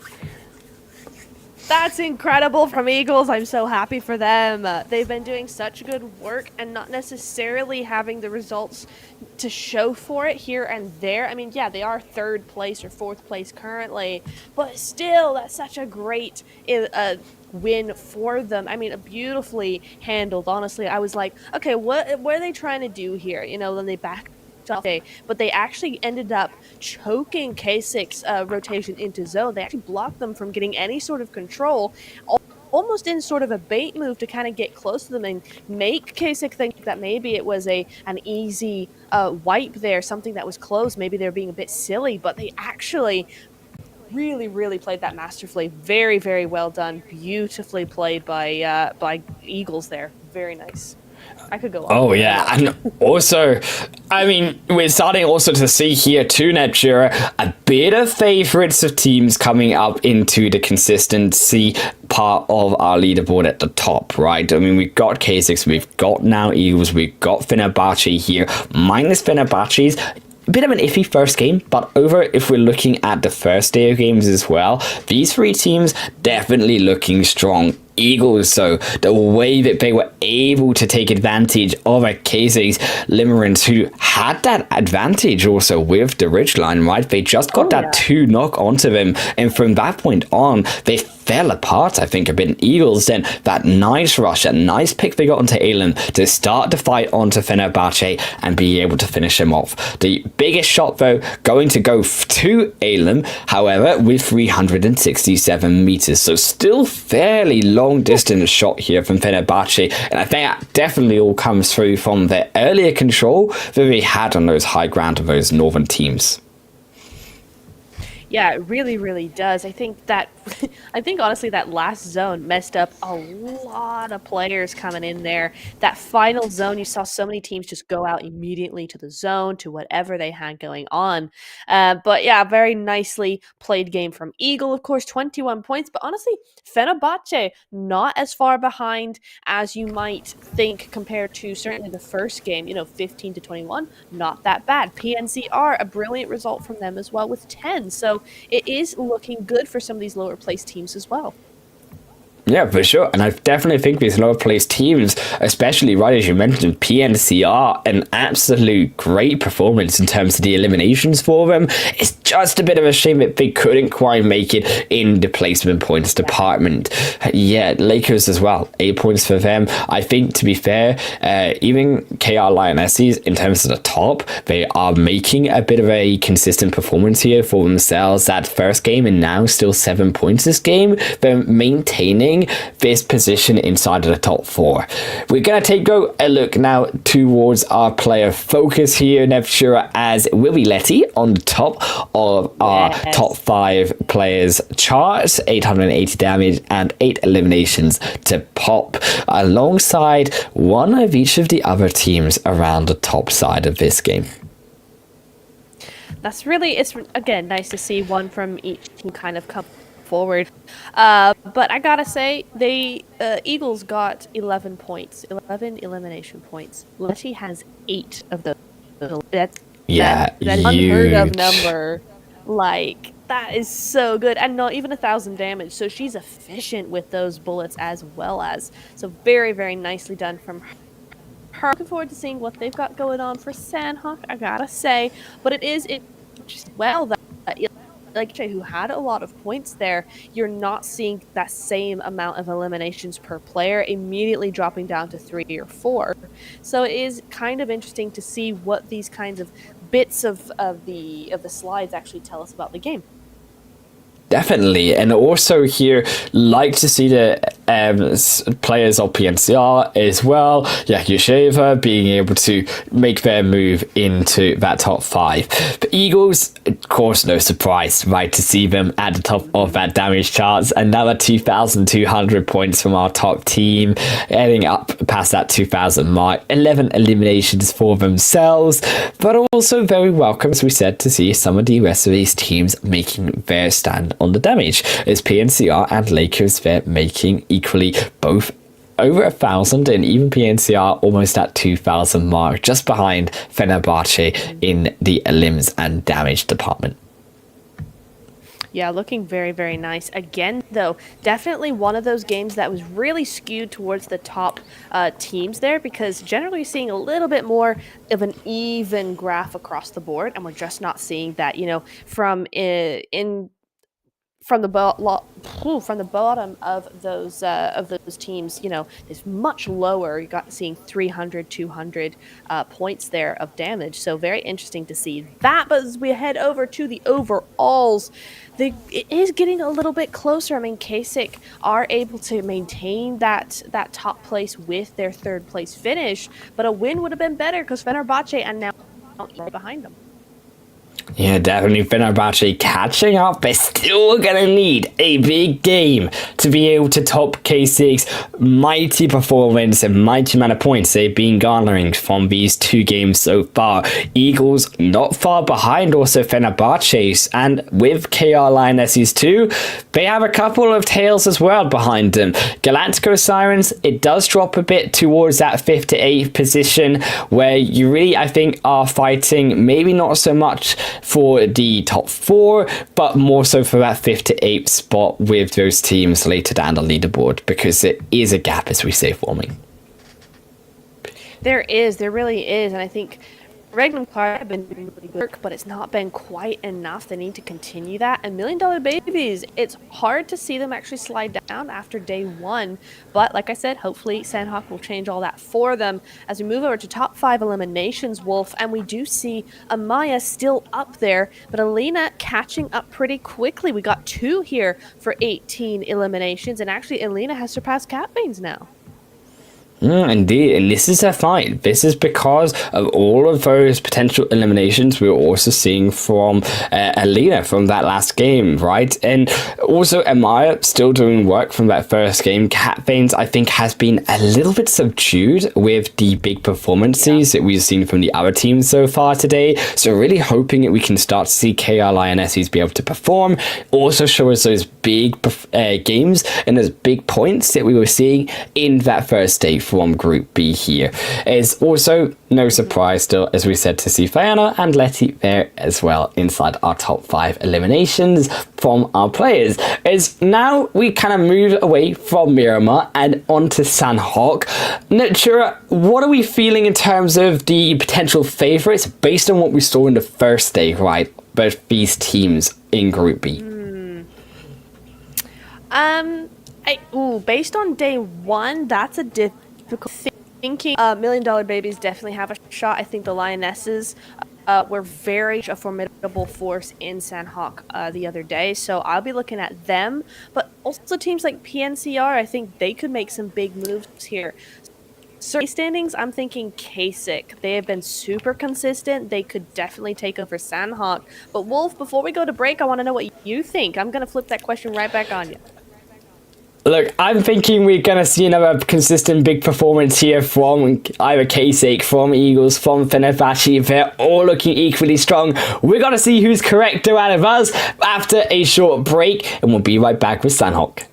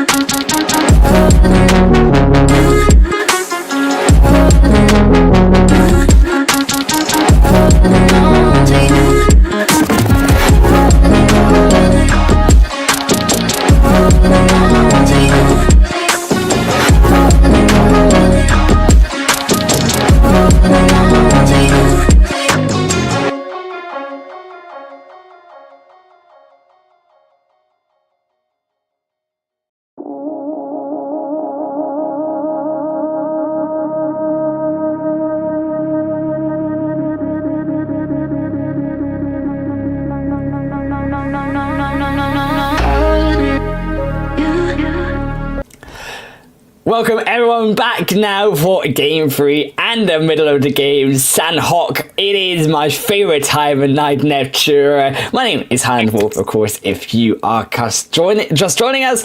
Neptura is Sanhok.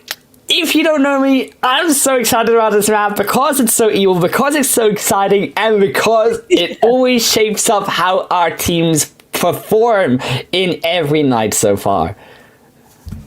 Yeah, it really does. It's my favorite map as well when watching competitive, just because it's so crazy all of the time and so quickly as well. It really is switching up how our teams perform here, though, for this particular event. I don't remember quite seeing this on such a consistent level, like every single day. There's 2 or 3 teams that step it up right after Sanhok. So really excited to see who those teams will be tonight. I'm really hoping for PNCR in particular. They've been doing super well, so I'm hopeful. But Wolf, who are you looking at? Come on, predict. Let's go. I think if we're going underdogs, I've got to say Lakers. I've been saying them so far twice now today. I'm going to go for the hat trick in terms of mentioning their name. I think Lakers have been a little bit on the rise today compared to... well, day 1, you can't really get much worse than second to last place. So they are doing well. They are on the rise, and that is what we want to see from the Lakers. So can they do it in this next game? We will have to see. It's a tall task because there have been 3 outstanding teams today, and I will mention them again in terms of Eagle, in terms of Fenerbahce, and also, oh my goodness, nothing was slipping me, Kazakh Limerence, that's the one. As those 3 teams, they have been on fire when it comes to their performance on both, I think, rotations and also definitely eliminations so far. Yeah, absolutely. A brilliant performance so far from so many of our teams here. Oh, but this is an interesting clash here coming in from Team 18 Women's Moment. Why is there always a clash with this team? I don't know what's going on here, but it is against PNCR, so let's see how they will handle this, Wolf. Yeah, this could be a big opportunity for PMCR, or a big opportunity for Woman Moment to strike down the first elimination moment of this Sanhok match. And it will be the first blood for them, but they do go 1 for 1. They will lose now a second as PNCR are striking back. So PNCR not quite out of this just yet. You can see them also moving up towards the high ground, trying to get a more advantageous position inside of this fight. The zone has also shifted down for our first phase here, and it will split between all 3 islands. So also a bit of curiosity here, Neptura, on where the zone is going to be going today. It is indeed, and again, you know, just like the Miramar, we do have quite a few kind of hot spots here. We got those mountains up onto the island. You also have boot camp, you have the trifecta area, and you also have the quarry. So lots of really difficult zones that this in time, but for now it is a really nice zone just because being only 4 teams outside of zone at the moment. Yeah, I think everyone going to be very comfortable here in Sanhok. A bit of a smaller map as well, so rotations can be done, of course, naturally quicker. Still a bit of a stalemate here on the side of Woman Moment and PNCR, as they will just hold, I think, both positions fairly well for now. I would like to maybe see PNCR move one of their players a bit more to the right side of that building if they are going to push, however, onto Piper. I think they have identified a solo player and they will be able to eliminate them down. That was good work and good slow informational play, and now they can look to clean up the last, and they will be able to. Unfortunately, Woman Moment gonna be eliminated first, but PNCR, this is another of their rise, keeping all 4 players alive too. Yeah, that is it really, as you said, really nicely played by PNCR. That was very well done. A little bit slow. I'm always for the, you know, go-getter style, but as you said, really nice, slow, informational play coming in from them. Very nicely done. I don't know what's going on with Woman Moment. They opened that fight really well. They had some good spots going, but it just didn't hold up, and I don't know why. I mean, maybe they're a team to really start analyzing, because I just don't understand what's going on with them. if you missed the codes, I hope you didn't. You can go back and go back 5 seconds on the stream and pause and get those codes because 300 more UC coming your way as we wait for these teams to start making their rotations, which I think a few of them are already doing, Wolf. Yeah, for sure. I think also some earlier rotations coming out here from Eagles. Looks a slightly earlier move outside of Paradise Resort. Also, though, this time Eagles don't have someone to fight this time. Hard to Kill, who I believe were the team who were contesting Paradise Resort last time, have now moved down a little bit towards that kind of junction, that Y junction in the road, where they're going to be looting up those smaller compounds, those houses just outside of it. Also allows them some nice rotations and options to Paradise Resort again if they need to, but also boot camp and even down towards Quarry, so they will be able to make multiple different options for themselves. Down towards boot camp here though, I'm surprised that teams haven't initially decided to drop down and have that kind of signature lobster building fight that we often see at the start of boot camp. However, they have been, these ladies, a bit of tension around the end of stage 1 here. As you can see, Inception are going to be one of those teams. There is a third there of Fenerbahce in the distance, so KR Lionesses are going to have a bit of a challenge coming outside of this compound. Yeah, they are just a little bit, but so far they've been doing fairly good work in getting rid of Inception's positioning here. White, oh, love this from Shira here. Could be an excellent little cheeky angle up at the top here, but it isn't looking too fantastic for either of these teams. Honestly, this is not really a spot you really want to be fighting too long on. Onyx sure do have the compounds, but White have the outside area, which makes them a little bit more liable to those third parties, so it's not really a great spot either way. At this point, it does look like Kira, or was that Mia? Mia over there is the only one on that side. Little bit dangerous. They're just a little bit too far split, but definitely a risk they're willing to take to try and get that surround sound on them. Yeah, and you can see the disadvantage of that as well. They've already lost Bera, who was alongside Mia on that backside. So with that weakened back half of their team, it makes it a lot harder, as you can now see, to make that move and make that engagement, that pincer onto the one solo player of Onyx without struggling with the other two players wrapping around in some form to also defend Onyx and be able to provide that cover fire as those players of White would want to move down. So that one knock in that one elimination at White suffered, I think probably would just call off the play a little bit. If they can't realistically get Onyx easily, it doesn't make sense to keep going for the play. Spend a lot of time, quite frankly, in the stage of the game where you could be looting as well for these later engagements, and also save your players still for later as well. Yeah, I agree with that, especially when you're in a position like White is without too many points going into today. White at the beginning of today had 21 points in 11th place. Now, of course, that will have changed a little bit with the last couple of games having been played, but still, we saw them go out fairly early in the last game, so it's not something they really want to do. Fortunately, it looks like they have turned their attention elsewhere, but Kira is down at the moment, so they're going to have to do something, and Mia now has to go straight past Onyx, but she's not going to be able to because Onyx are right here. They are going to get the jump shot on her, and White done. Just too split there. Yeah, I think the hesitancy on the decision, right, and with those shots that were coming out before Galacticos begin to hear them, and they will take that third party.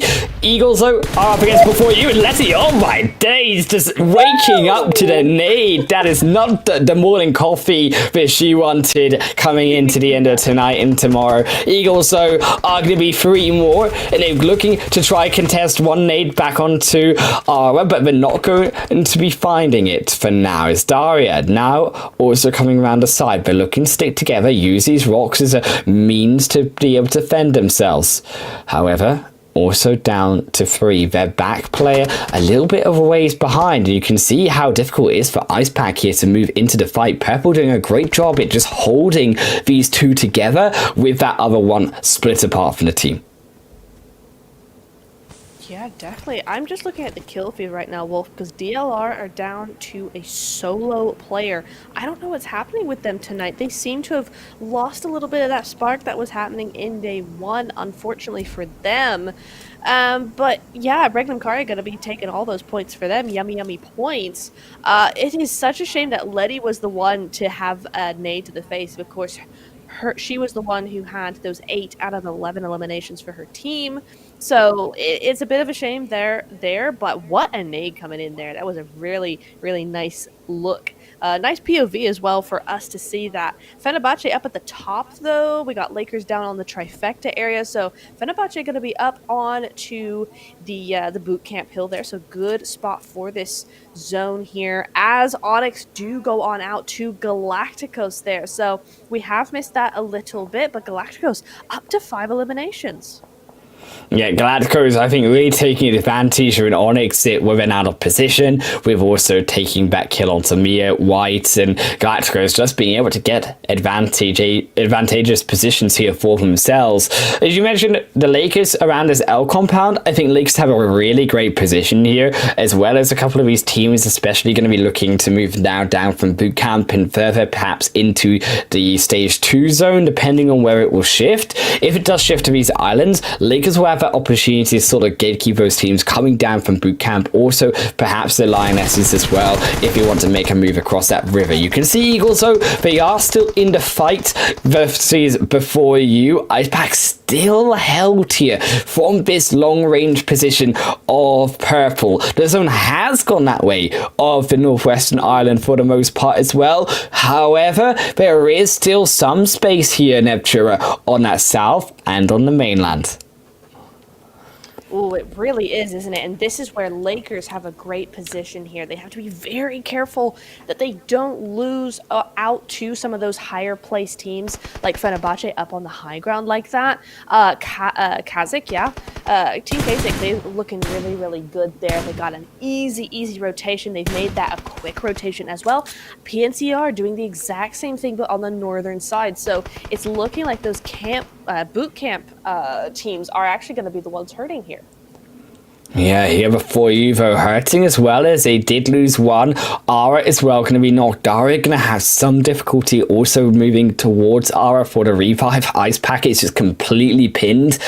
They can't even move away, because if they try to move away, they come onto the road, right? So they have to take this fight, and unfortunately before you, just caught in a really unadvantageous position for themselves. On the map, though, as well, Galacticos have been moving really nicely. I really like, actually, their big wide rotation they're doing on the edge of the blue, down towards the South Island and coming back up, assuming that there could be teams roaming on that northern bridge. They don't want to get stuck there later on in the game. So they're making that move to avoid the teams, avoid even Painan, while they still have some time with the zone moving in now quite slowly, and then be able to move up into the zone through the South Island. Yeah, absolutely. I mean, yeah, the zone is going to be moving in fairly slowly, but there's a lot of teams on that side. I think they've really, in some ways, not so much got to get their skates on when it comes to the rotations, but to clear a path for themselves, because it's going to get dicey pretty quick. But will you guys be able to clear a path for yourselves to the redeem page on PUBG Mobile and try and grab those codes before anybody else in chat? It might be pretty heavy. Yeah, pretty heavy Molotov there. Too heavy to get through the window, so Inception are just going to have to run away from the fire and into the flames of Yakut here inside the building, as they will be able to find one. Now Medi blown up, and that will be almost a second, but Yildiz cannot quite find the final shots, but we will be able to get it as Yakut come through the edge of the wall, and that will be 2 quick ones for Inception for now. The rest of Yakut just not there to be able to take the fight. No, not indeed. That is a shame for Yakut. They really needed a really, really good game here. They've been consistent so far, but it's looking like they're going to have to make do as a duo. But you know what? This is what Sanhok is all about. The battle of the solos, battle of the duos. Rarely do you see multiple full squads. And certainly right now, we've got a lot of teams just holding on. But Kasich, oh no! Defending her best, almost does it. Not quite though, very, very close though. Celinda, not sure what her fire button was doing there, but it was not firing, that is for sure. So big GG's over there, very nearly got it, but Celinda will win out in the end, and just as well. Look at the rest of her team. Yeah, I mean, look at the rest of the team is in shambles, Nebshira. They're so far away, and K6 are going to be there. You can see them cleaning up. So getting this buggy as two players, get the heck inside of that zone. You've lost your back line, but it did try to come in from this wide angle. Unfortunately, that fight just went wrong for them. It's also PNCR, but taking a fight here towards the rest of Destiny. So should I say, KR Lionesses here. Destiny going to potentially be moving forward here. Tracy looking for the angle with the Molotov to cut off the movement of the Lionesses. The zone has gone back though to all three different islands, and this is the scary part. Even with this fight, you don't know if you're still going to be secure in the zone, because those bridges and the Lakers position right now, it is all eyes on them because they hold the movement point between these islands. I don't think the zone could have gone to a more difficult spot for these teams, honestly. The trifecta area is just such a difficult place to play, especially if you're in trifecta, right? In those compounds, it's such low ground. The way those buildings are positioned, you can't really see all that much, so it is going to be very, very difficult for them to hold on to that successfully. But I tell you what, PNCR here, we're just looking at them against the Lionesses here, and KR, they have 2 eliminations. PNCR have 4. They have lost 2 of their players, however, so there is not that man advantage, especially with Cat Veins moving on, trying to get into zone, trying to get that off angle. But I tell you what, PNCR have done a really, really good job so far. So I am proud of their progress in this game. Whether or not they make it out of here is going to be a different story. Yeah, definitely going to be a different story if they can be able to survive the Lionesses. They've always got to, of course, survive that zone, as we said. Fenerbahce going to be on top of that bootcamp hill. Don't think that they will be wanting to stay there, though, coming down, as we have mentioned, also towards the trifecta compound. Although the trifecta is on a lower position, there is a lot of open angles for them to shoot down the Lakers onto Fenerbahce if that zone goes the wrong way. Though, however, Cat Veins couldn't find that flank side, and now I think PNCR, an opening seemed to have been there for the moment, but that extra angle for the shot, V-Nature allows the rush to help come through. And PNCR eliminated away. KR Lionesses are going to be able to continue the opportunity here for a comeback and consistency in this game to continue their climb on the leaderboard. Yeah, absolutely. That was vital for the Lionesses to actually end up doing that, because now they are good to go to try and make their way into zone. There's no one on that side of their side of zone that is actually going to try and threaten them in any way. So they are good to go for now. But Kasich, Lovkaya, she knows there's someone out there. She knows there's someone called DLR lurking out there, medding up, but I think they're going to have to leave it alone and just let her med up in peace, because the zone has continued to move away from them. They're down over now to ruins. The Lakers have a bit of a better opportunity now. They can work on their eye level, right? They can work across the water, work on getting those gatekeeps coming through here. Fenerbahce going to be moving from that high ground, so they're no longer going to have that really looming presence above them. Now that they just have to think about who's in the center zone now. Yeah, and also Kasich, I think they really need to make that move down the bridge, be able to move into those compounds you can see on the edge, because now they haven't done so. Inception are going to move up. They're going to be able to take that one compound that Kasich could have. So Kasich's really in a bit of a trouble position with also the likes of Regnum Karia. Fenerbahce moving in on their own fight as Kasich says, because we run over. It's here, Regnum Karia. They're not stopping it all. They're on a highway mission straight across that bridge onto a fight with Inception. As H2K was going to fall inside the elimination feed. Yakut going to be grabbing those points for themselves. Fenerbahce might be able to steal these eliminations away, though. You can see them eyeing it up, but their position really is not safe. Alem just a bit too close to the edge of that door side, gets spotted and gets punished. That was a really heads-up play there against ELM, and Yakut, time and time again, we see Yakut really make these pushes in with really great reaction times. You love to see it. It's so important here. Regnum Karya, though, gonna get caught out at the end of the day. They've had such a good game so far. Really aggressive and not letting any teams get away with things, but in turn, they can't get away with such a late rotation across the only bridge in zone. They're gonna have to think of something else. Yeah, definitely a really tricky rotation here for Regnum. I think they've really come to the end of the line for themselves. Inception, they're going to have to do an all-or-nothing push without that. Even their $1 million babies behind them.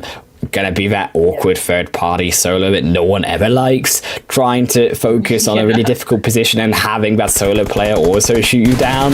Inception here, you can see them when we come into the Jeep. It really should be about trying to use one player, heal up as long as you can, and just try to survive in this game.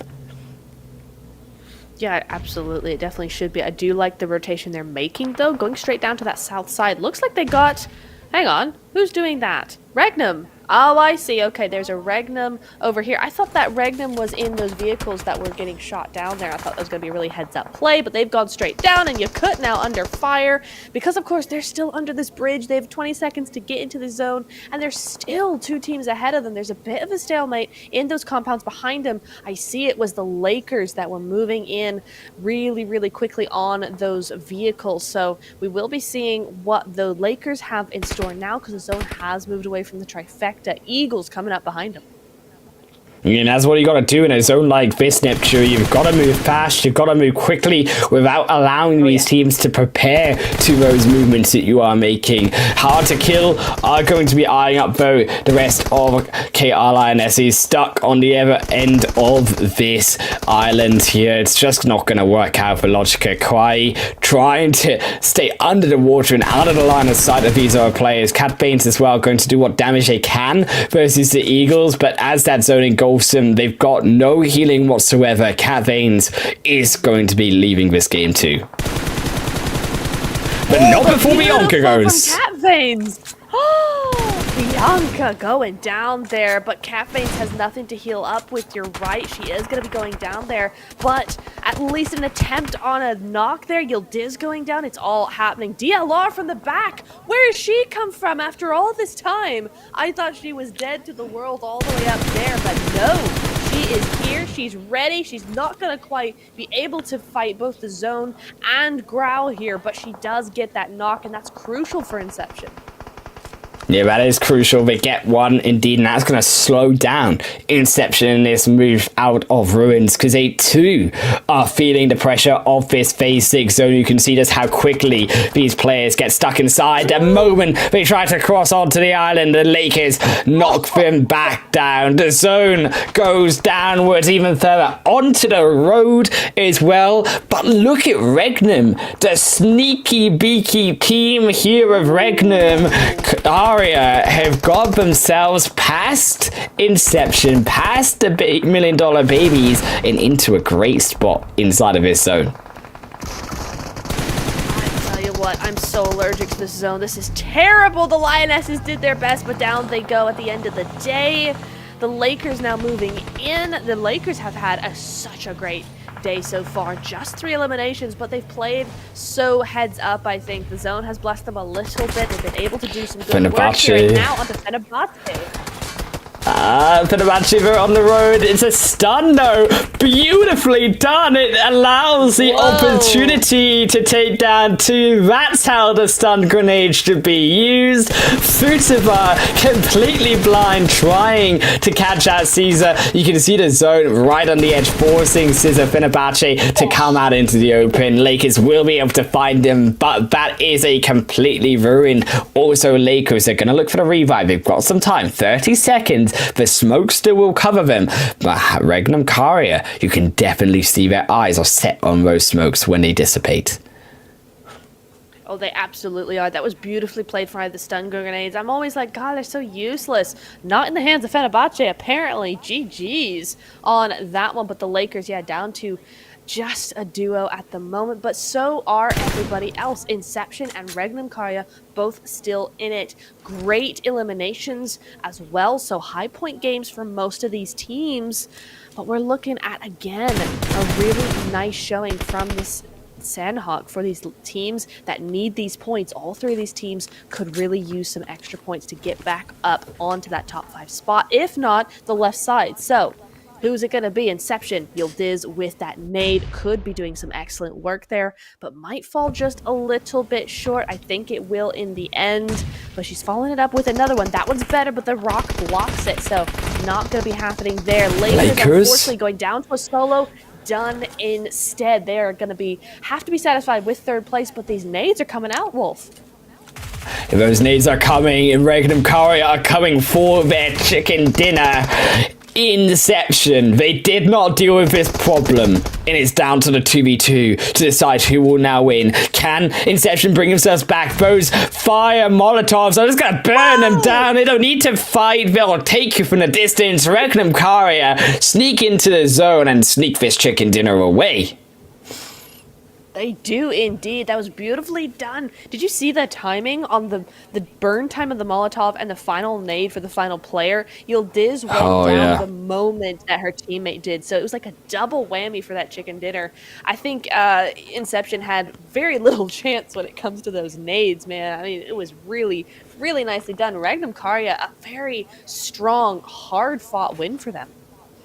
Yeah, I think Regnum, I did actually think about it. I said that they should maybe heal, but actually when you see them moving all the way back past the camera, yeah, definitely there was an option for them there to start to work their way behind the teams. I'm just so surprised that these other teams didn't move down south as much towards this compound that you saw Regnum be able to take, and also those hillsides that you could see. I think a lot of the teams had a big focus on getting to the northern end of this zone and all of the opportunity of the hillside there, and then as soon as that zone hard shifted away, Regnum had the other great opportune spot, and yeah, they take the victory. They do indeed. Very well played by so many of those teams, though, I have to say. It was, again, like most Sanhoks, really a game for the lower place teams. We're going to be seeing a lot of flipping around because, believe it or not, after these 3 games, we're still very, very close in points to each other. So 18 points going to be going to Regnum Karya. They were slipping down the leaderboard as we came into this game. They have gone right back up. Absolutely wonderful game from Regnum, and those rotations, I think, has to be the rotation of the game to get that chicken dinner for sure. Not only because they won, but how they got past that awful bridge position that they were stuck into. 283 meters, so it's going to be the longest elimination distance takedown, and it will go to Inception there. And no surprise to see that the amount of total healing done as well is going to be a little bit lower. I think towards the end of that game was very fast paced, but definitely what doesn't surprise me is actually the increase in the throwable shoes. I think one of the highest throwables that we've seen in terms of stats so far. Absolutely. It is interesting to see how each map has their own sort of stats coming in here, but the match ranking is going to be 18 points and then 13 for Inception. So again, not a huge difference coming into this game. We are seeing a few teams have an equal amount of good things coming their way. But what's interesting, we are seeing some teams that we may have expected more from in this game going out with only a few points, namely PNCR, H2K, and Kasich. All 3 of those teams worked really hard, and they stayed in the game a lot longer than we might have thought for that amount of points there. Yeah, for sure. I mean, Inception also picking those 13 points up for themselves. Definitely going to be an opportunity for them to rise and get into that top 8 position. On the other hand, though, $1 Million Babies, we said it. I think they've been really struggling today. Woman moment as well, the same for them. And yeah, as you said, big differences in terms of a few of these other big names so far that we've seen just not hitting the mark. Yeah, it has been very interesting to note kind of the differences between the 2 groups as well. But the player focuses, we have all 5 with a picture. Isn't that nice? We love to see it, but it's interesting. Melina getting the most amount of damage for 2 eliminations. We rarely, if ever, see that. So Regnum Karya coming in here with 2 and 4 eliminations each, Melina and Cakes, but also Inception as well. We are seeing 2 from them. So a little bit more turned towards in favor of the 2 top teams for this game. Yeah, I think towards these 2 top teams, definitely it was for them, the eliminations and the damage coming through. It was all the fighting that, of course, Regnum were doing before they crossed the bridge, and then also Inception controlling their position that they had to defend against all of those other teams. I'm a bit surprised that Lakers weren't able to, I think, do as much of work as I would have expected from them. Yeah, sure, they got some eliminations, but as we move towards that next graph of eliminations and damage, are we curious to see how their damage marker really comes out, because I think their position in that game really did give them a great opportunity to be able to do I think a lot more than what they did. Yeah, I think it's this. Oh, this is actually an interesting graph here. I'm looking all the way down to the bottom with Million Dollar Babies there. 152 damage. They are the only team without any eliminations whatsoever. So a really rough game for them. But if we go back over to the top, we're seeing more eliminations than damage, and much more than we're used to seeing in that ratio. So there's definitely a lot of stealing going on, a lot of third parties. So it's really interesting to see that as well. Obviously, that's where the Regnum Karya and Melina thing is coming in. Lots of damage, only 2 eliminations. So either they're getting rezzed or they're getting stolen.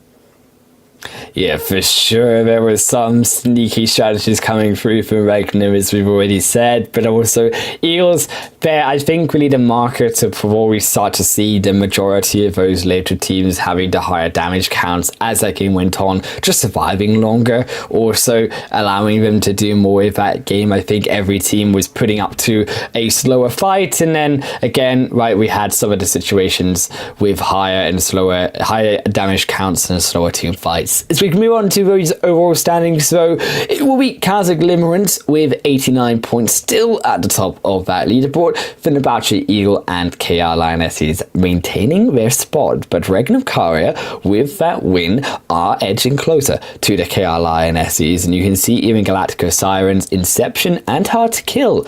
Yeah, sure, they aren't that far behind Neptune here. They aren't indeed. It is going to be interesting as we get down to, of course, the last 2 games there. We are going to be seeing it get super, super close. It still is very close. I do want to mention very quickly as well, Women Moment, 11 points. All of them are eliminations, so they do have that aggression. They just can't seem to get to those placements. So that is interesting to note there. Same with PNCR, though, 23 eliminations. Yeah, weird. that's crazy. That's really crazy. Yeah. And you can definitely see that it's got to be something in the mid game, right? It's got to be something. It's stopping them getting to those kind of top point placement point positions by the end of the game.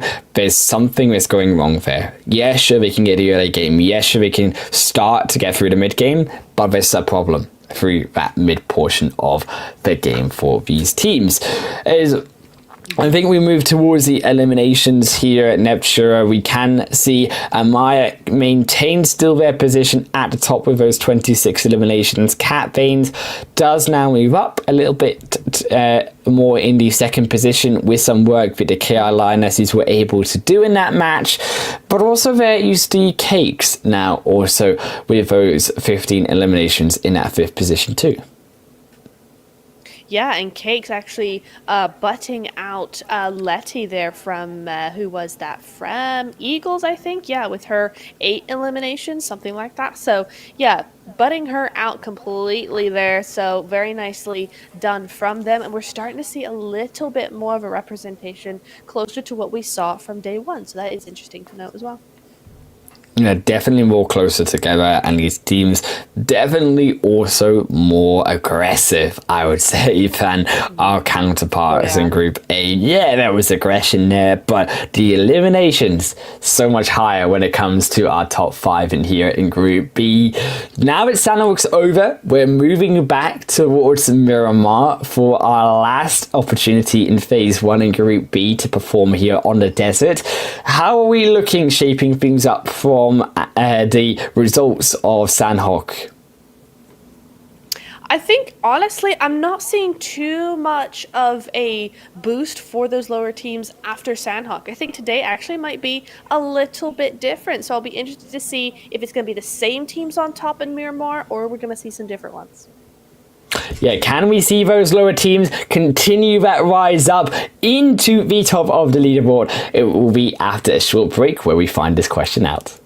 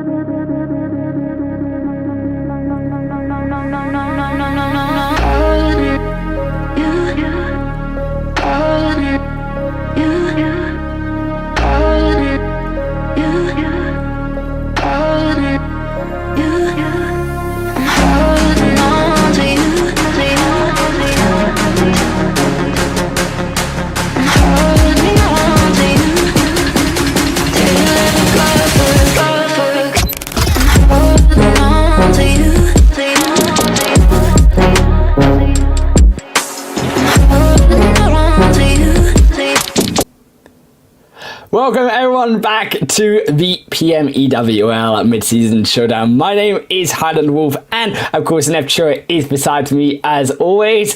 Now we're moving on to Miramar, our fourth game of Group B here tonight. Neptura, we had last time we were on Miramar just a game and a bit ago, where Eagles, where Kazakh, where Fenerbahce are favourites of the top of the leaderboard so far, did perform so well. However, in that Sanhok game, it kept consistent, where the lower teams brought themselves up. Now, you're telling me here, Neptura, that the lower teams could use that as momentum. Do we still believe it after the break, after a bit of a think about it?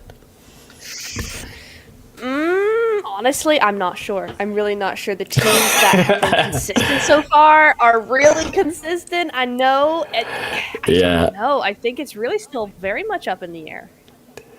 Look, I think definitely we're looking at Kazakh being that kind of outstanding team from the rest so far today. I mean, yeah, they had a massive win so far in Game 1, but Game 2 they continue to show, albeit minus an awkward grenade taking out 2 at the end, a very good performance in finishing in third place. They still didn't do all that bad in Game 3. No. It definitely could have been better, but it wasn't completely horrible, and now we're back onto a bit more of normality. I think that Kazakh could shine again. Oh, absolutely. I think this is definitely not the end of the road for them. They still have a long way to go, though. Those teams are starting to creep up just a little bit. Remember, there's only 14 points between them and Fenerbahce. Fenerbahce have continued to make their kind of comeuppance back. That's not the phrase either, but you know what? It's fine. We'll go with it. You know, Fenerbahce, they had a little bit of a decline in first and second games. Now they're back for blood, honestly. So yeah, they're gonna have to be careful of Fenerbahce. Eagle as well had a really good game, that one game, but then they fell off just a little bit in the Sanhok. So we're gonna have to see a little bit more from them. I think the real storyline here is the Wolf, you know, third through to or ninth place, even probably eighth more likely. Super close, less than 20 points between them. I mean, who's gonna take those last two spots?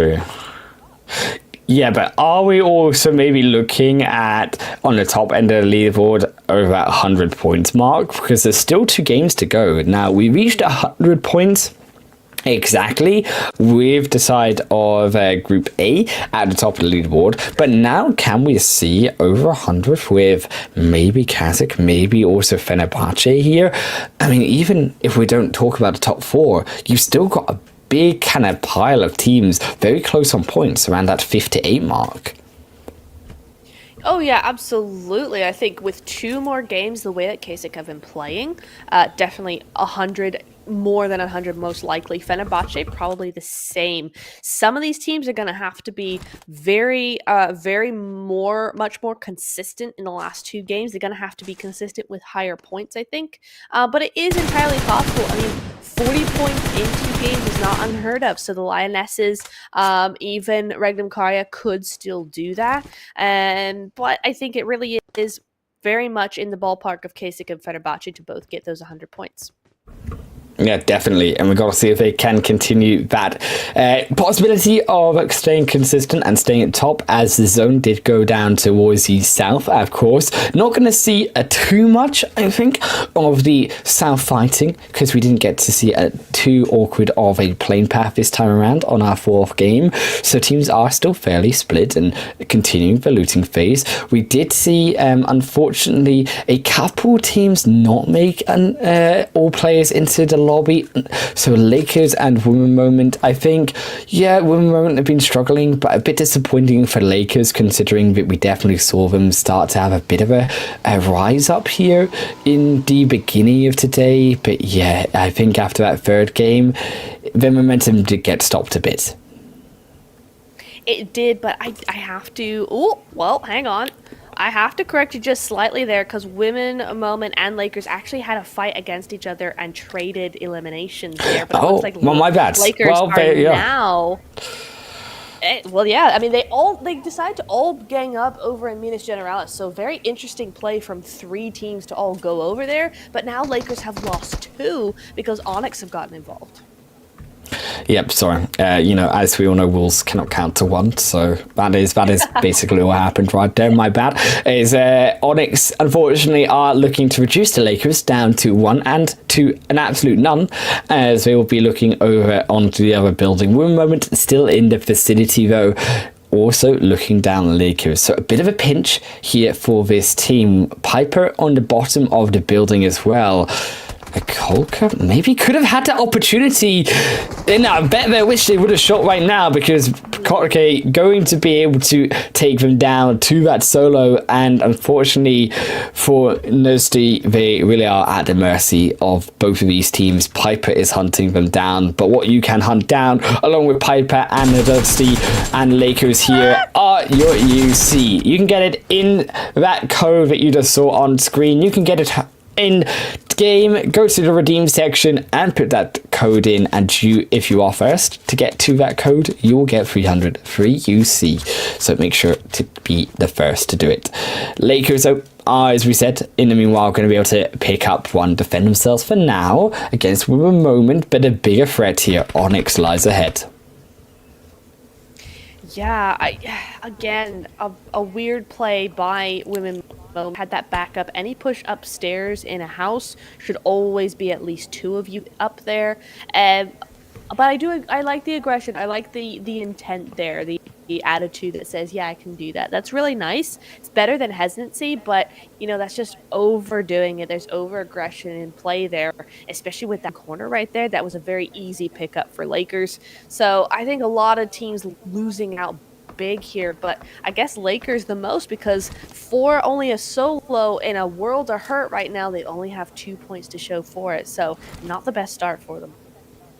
Yeah, I mean, also a moment seeing the Onyx move into the building, gonna not go any further onto this fight, going to allow Onyx the full abilities to take down Lakers Monarchy here. They will set up what smokes they can. They've got 1 nade in their pocket, 1 first aid kit. It's not a lot, but they're trying what they can. The nade's going to be utilized down the staircase already. I think a bit of a preemptive nade, maybe trying to hear out onto the footsteps, but they're definitely not close enough, these footsteps, yet. And now that they've lost a nade, that's a big tool that would have been definitely able to help out in this 1v4 to explode a couple of those members. I tell you what, though, this is fantastic from Lakers here. Really heads up play. Look at the smoke she's thrown into that building, making them think that she's actually in there, but she's not. Oh, no, it doesn't work, though. She just... that was a mistake. I think she should have stayed in that room that she was in the beginning. That would have been such a good play. Get them while they're looking the other way, because that was such a nice bait move. Oh yeah, if she had kept that grenade in, used the bait with the smoke, they walk into the smoke, you nade them inside, that would have really put a lot of hurt into Onyx, but the execution just not quite there. Fenerbahce also pushing here as a team, trying to get into the side of Picardo here, as they will be looking around before you. Back to Onyx, so. As Women Moment also overlooking Onyx, maybe looking for a bit of a aggression onto a separated Onyx here as they move out from the area. Quite possibly. It's an okay split they've got going on here. I just like to see them playing a little bit tighter together. It feels a little too split, and that's where they're going wrong. But Sude does go down there. Very nice, but no, they can't get knocked. They keep getting knocked when they need to not be. Rin is the only one left. Is she going to try and get this res? She might just do that while this team gets their other res on, but there's 3 of them to 2 of themselves, so it's not going to be easy. Nice nade over the top, though, to try and stop that. Yeah, I mean, also look at that, though. 1800 UC That's a bit of a. Whoa. I don't know. I hope that's right. I mean, I'm not sure if that's right, but hold my mic here, Neptura. I'm getting into the action. This is the code I've been waiting for. Never mind the 300 UC numbers. I'm stealing that 1800 away. It's one moment. They're stealing back themselves. A bit of a retreat into the fight as the rest of Onyx will be slowly making their way up. But one knock will be revived. I don't think Onyx want to push over this hill, knowing that there could be a trap set up, so we'll now move back down and continue perhaps on another direction around. I have 2 points to make, Wolf. Number one, I think they've moved down because they've seen PNCR. They're right behind Women Moment here. This True. would not be a good to get into. Number two, I hate to tell you, Wolf, but that 1800 UC is mine. You said I could have the Miramar codes. So darn! What are you doing this to me? Yeah, but like, you know, you can get like the free maths, Jake, but Neptura, she's definitely getting the 1800 UC on that like other one. Darn. Okay. Yeah, Trickno, you better be listening to me. I want 1800 on a angle next game, please. Please send. Yes, do it. Oh, I tell you what, this is interesting. Right before we go into this fight, look at K6's split down here. Big split down there, Leora, all the way almost to Puerto over there. Not sure if that was just getting a vehicle or if she's just straggling behind trying to loot a little bit more. But an interesting spot nonetheless. PNCR still up there, but now I think this push is about to happen in Picado. Before you have been sat here a fair while around Picado with Fenerbahce. A bit of a stalemate has occurred. Definitely questions around, of course, the loot, as always, when you are this tight together with two teams in Picado and also at a stalemate. Also, with the nature of this zone, I think some teams starting to possibly look around the hillsides up towards the north of Picado, definitely on their rotation in. So it will only complicate the situation here for Fenerbahce and also here before you. A bit nervous for both of these teams as this phase 2 does close in.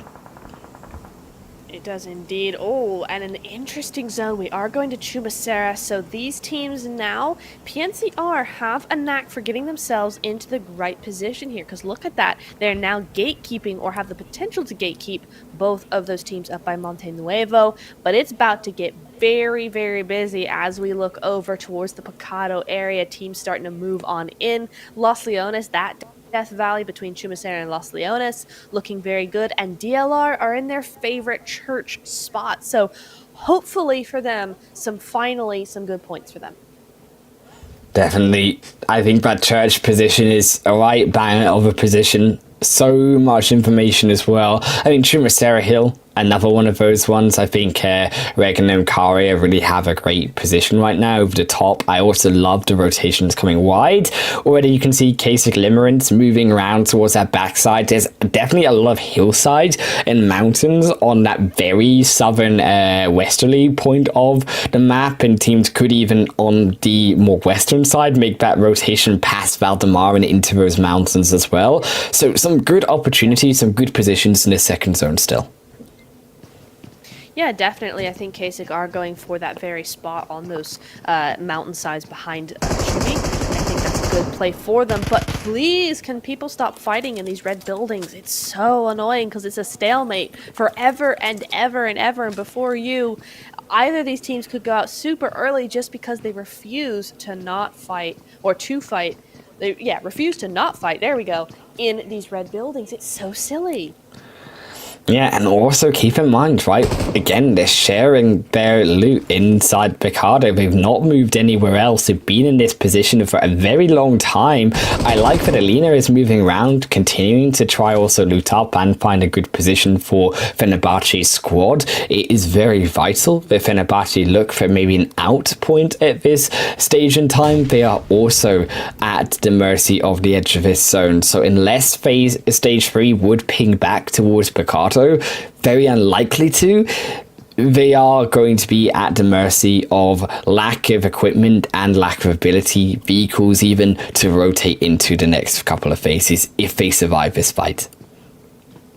Yeah, absolutely. Not to mention teams that will be starting to take positions around Picado, especially in this kind of zone. They're gonna get gate kept pretty heavily if they're not careful. So it's just all kinds of bad, these kinds of fights, because they just take so very long. They're a drain on all those things. But I think it's the end now. Bond, before you have had enough, they're about to push on in Wolf.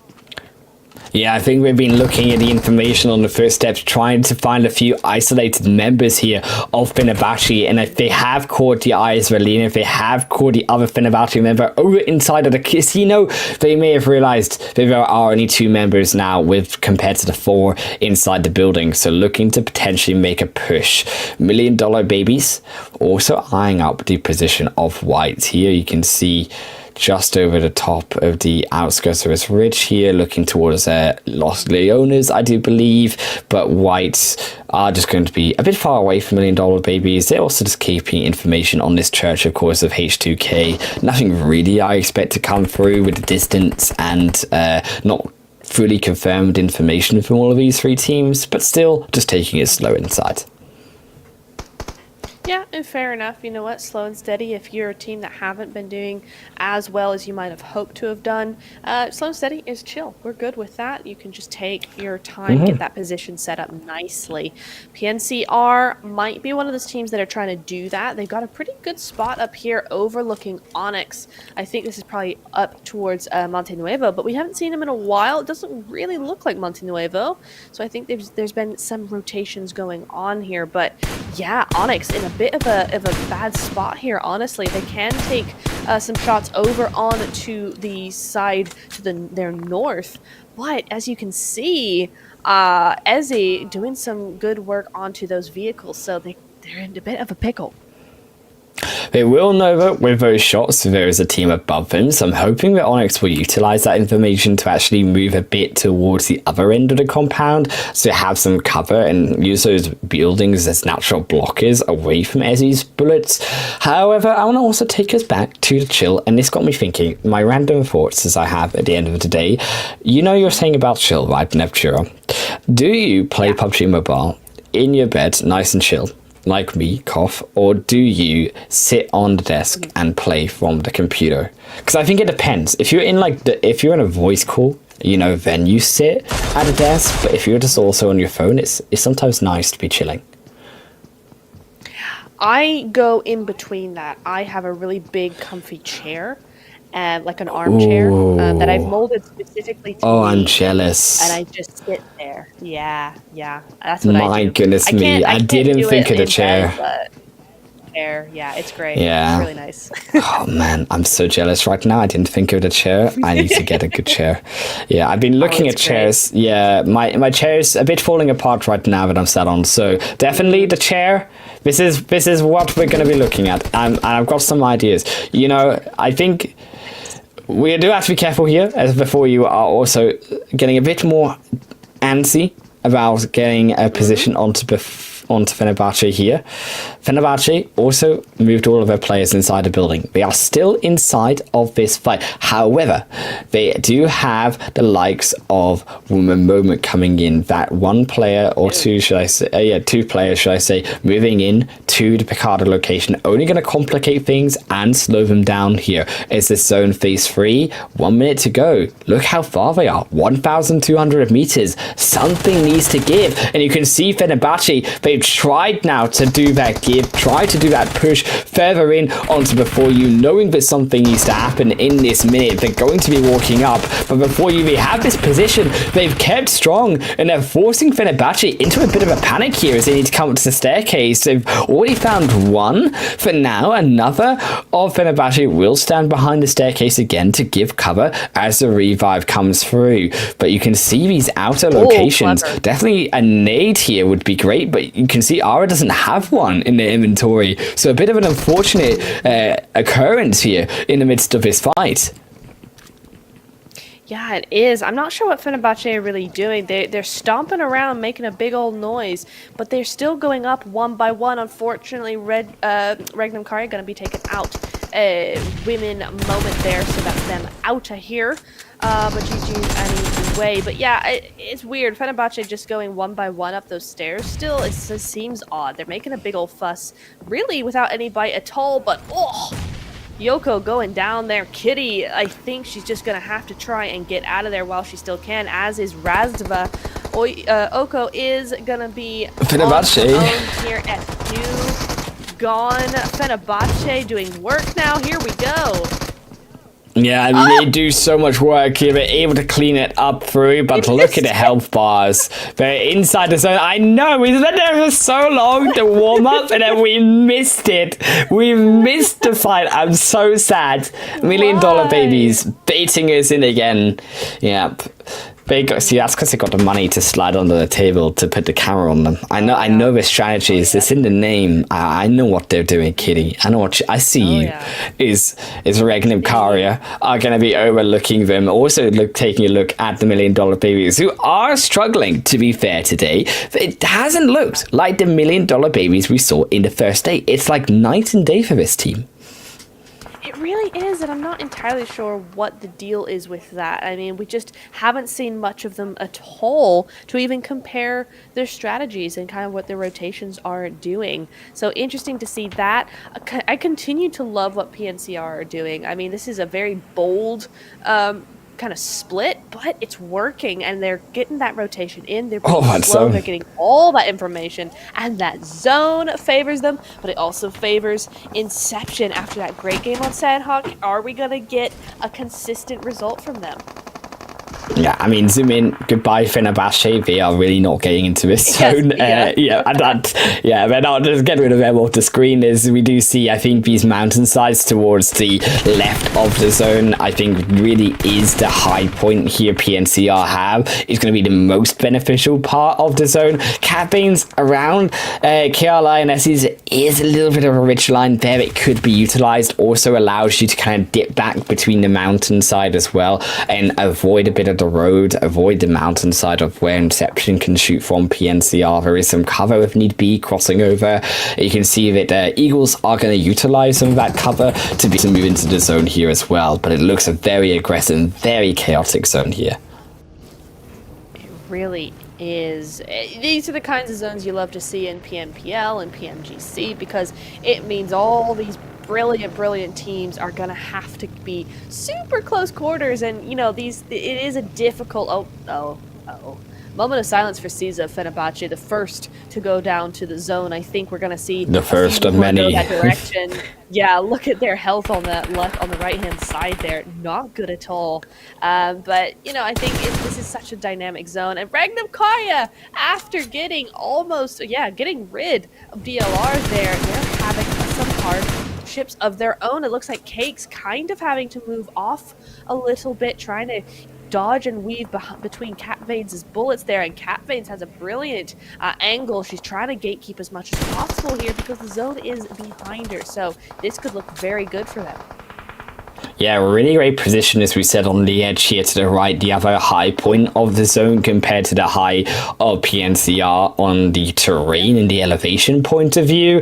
Regnum Karia also going to be eyeing up here the side of Hard to Kill, who really are struggling on the edge of zone, and you can see that Solo going to be now moved back up, try to assist with the KR Lionesses. However, they do have to be careful of Hard to Kill still alive, and a couple players there definitely could upset a fight between not only, I think, the side of Regnum, but also KR Lionesses. Thankfully for the both of the two, though, they have decided to move back towards the south, where the rest of their team are, but now at the mercy here of KR Lionesses. As you can see, they're trying to move around, move into the zone, as they will need to get a better position. The zone moving down towards this sort of southwesterly part here. Yes, you can see beside the road, those western mountains really are the location of the end of the game.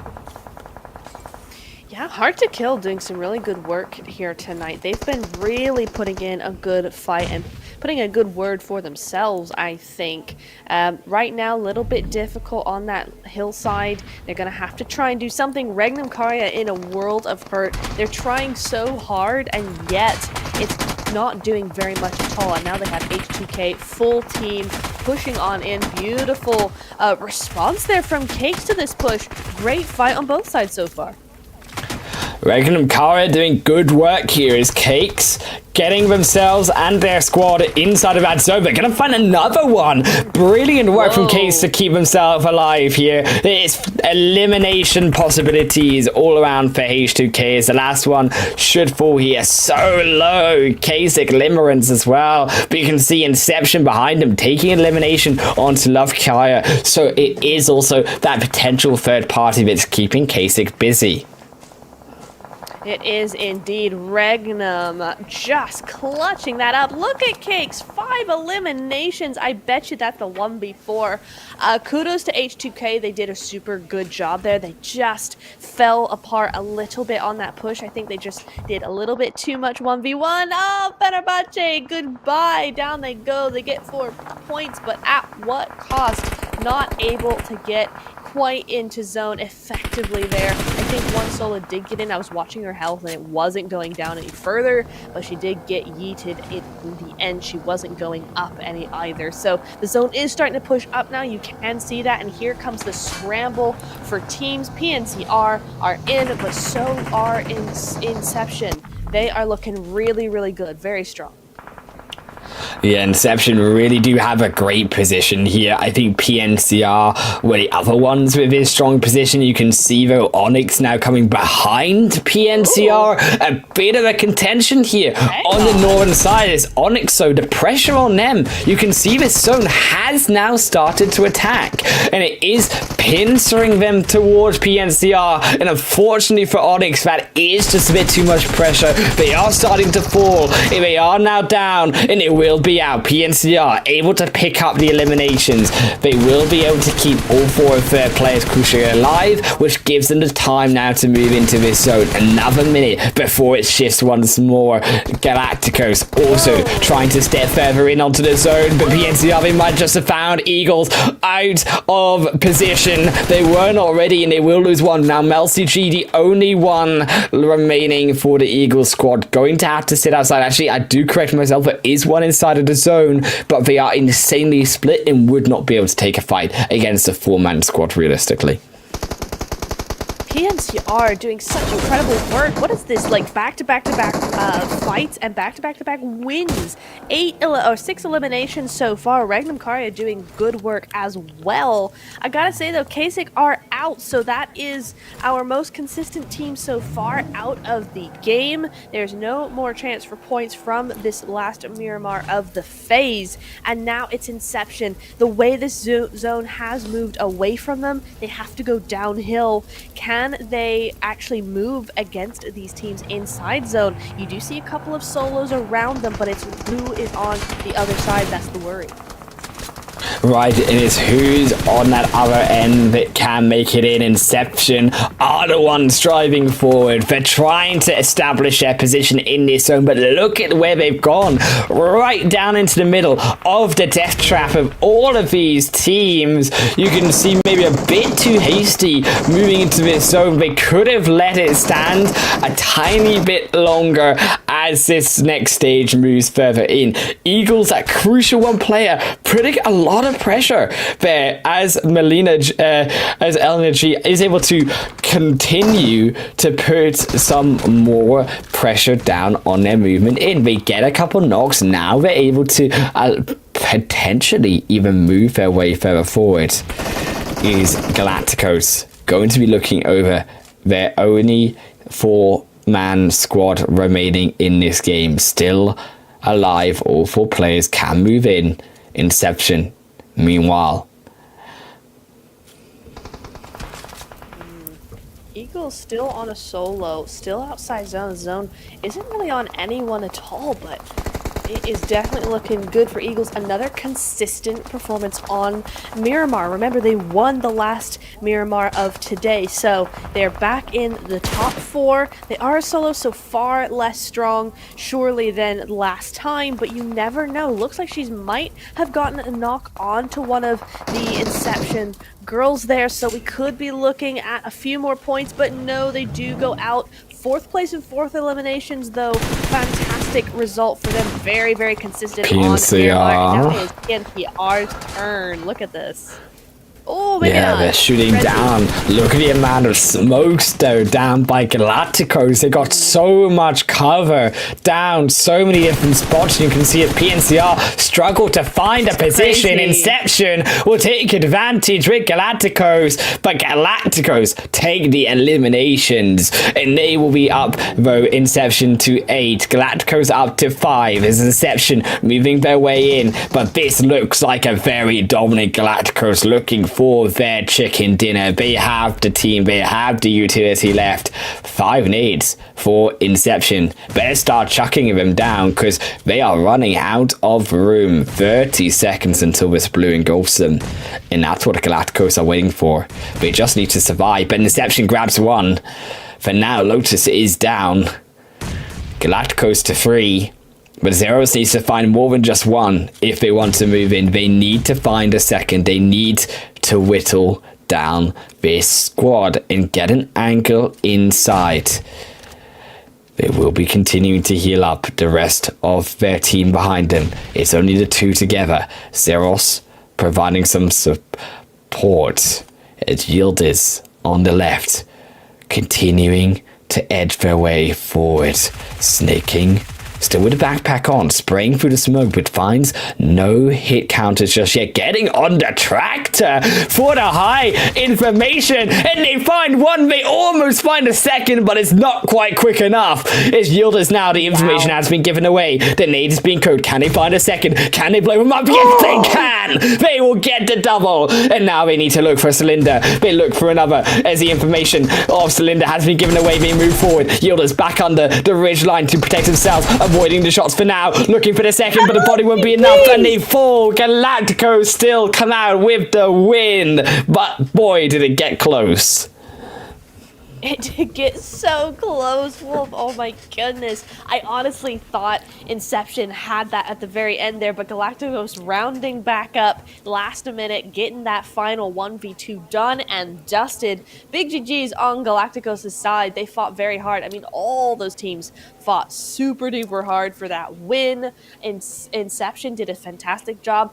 I just want to know, Wolf, in what world does the team with the high ground end up losing to the teams below? I mean, that should never happen, but somehow it did this time. Well, you know what? When you have a tractor and you can comms the exact position of every 4 player, and also you get that low ground, I think it was really beautiful play of utilizing the low ground to make the angle so that the shots couldn't quite reach onto Yildiz, and also using the body, of course, of their teammates as well. It was a valiant effort to try to block as many shots, but there was just too many players of Galacticos by the end of it. Yeah, it was. There was just too much open ground. You know, the ridge only does so much until they get too close to, and then it doesn't really do much at all. So a great play coming in from them, but they just didn't have enough cover at the end of the day to make it work. And that's going to be Galacticos with a phenomenal chicken dinner. I think that was quite a few points. I didn't quite catch how many they had. Here we go, just on time. 7 eliminations, not the most we've seen so far today. Certainly not the most we've seen in the group, but certainly going to be enough. They had started to slide down those placements just a little bit. This should solidify perhaps that top 6 at least going into the last game. Yeah, for sure. I definitely think Galacticos here are going to be very happy with their position. They were contesting that kind of top 4 position, right? That we saw they were edging their way up in that top 5 to 8 spots. I believe they were in 6. So now with that win, really, if they can keep up another consistent performance, we may be even seeing them inside of that top 4, sneaking away a position in. Is Inception... Yeah, we'll be also getting their 298-meter longest elimination takedown here in this Miramar game. A lot of healing done, as you can see this version. 8,600. I mean, that is a lot of healing. Wow. That 220 is, nades. And it's not even Sanhok. Yeah, I know, right? As well, throwable issues, 220, a big number more. And I think also... catering to, I think, those longer teams fights that we saw, Koth in Picardo, and also with the way that the zone worked out, right? There was a lot of time to, I think, loot up, and then the fights all really only broke out towards the end. So that's when they had a lot of more utility to be able to use. Inception do take out the second position, and PNCR there in the third. Yeah, very nicely done. Very few points between them as well. Again, we're seeing that a lot today. And yeah, we could be shaping up, well, we are shaping up for a very intense last game because these points are still so close. There's only really a gap between first and second, and that is sort of closing little by little. I mean, we look at Kasich and Fenerbahce both got equal amount of points this round. So definitely looking very close for a lot of these teams. Yeah, for sure. It is all to play for in this last game, particularly for those final spots. That first to fourth place, remember, you get there by the end of this next game, you're going straight through to the finals. And if you get to the 5th and the 8th position, you go to phase 3 for a chance to get to the finals next week. And if you don't, if you're still in the right side of the leaderboard, don't worry, because you still have a chance in phase 2. Nobody's getting eliminated, so we will be able to see all of the opportunity for these teams at least by the end of this week. And yeah, Women Moment are out of the standings. Off they go. They've left the room. All right. Yeah. Yeah, but look, it's just an empty spot. Yeah, yeah. I got it was bad, but I didn't think it was that bad. Like, we're like, That you know, bad, yeah. you said about, yeah, we're like, you're not getting eliminated. Like, I have words to say. I'm eliminating myself. Self, yeah. Definitely. Oh my goodness, that's kind of funny. But yeah, they'll be back. Don't worry. That's just a glitch. It's all good. As we'll be moving on to what's next on our rotation, let's have a little bit of a look. But yeah, we'll be looking at some of these teams, how they're kind of shaping up in general. But we're coming back to us. Hello. Hi, it's us again.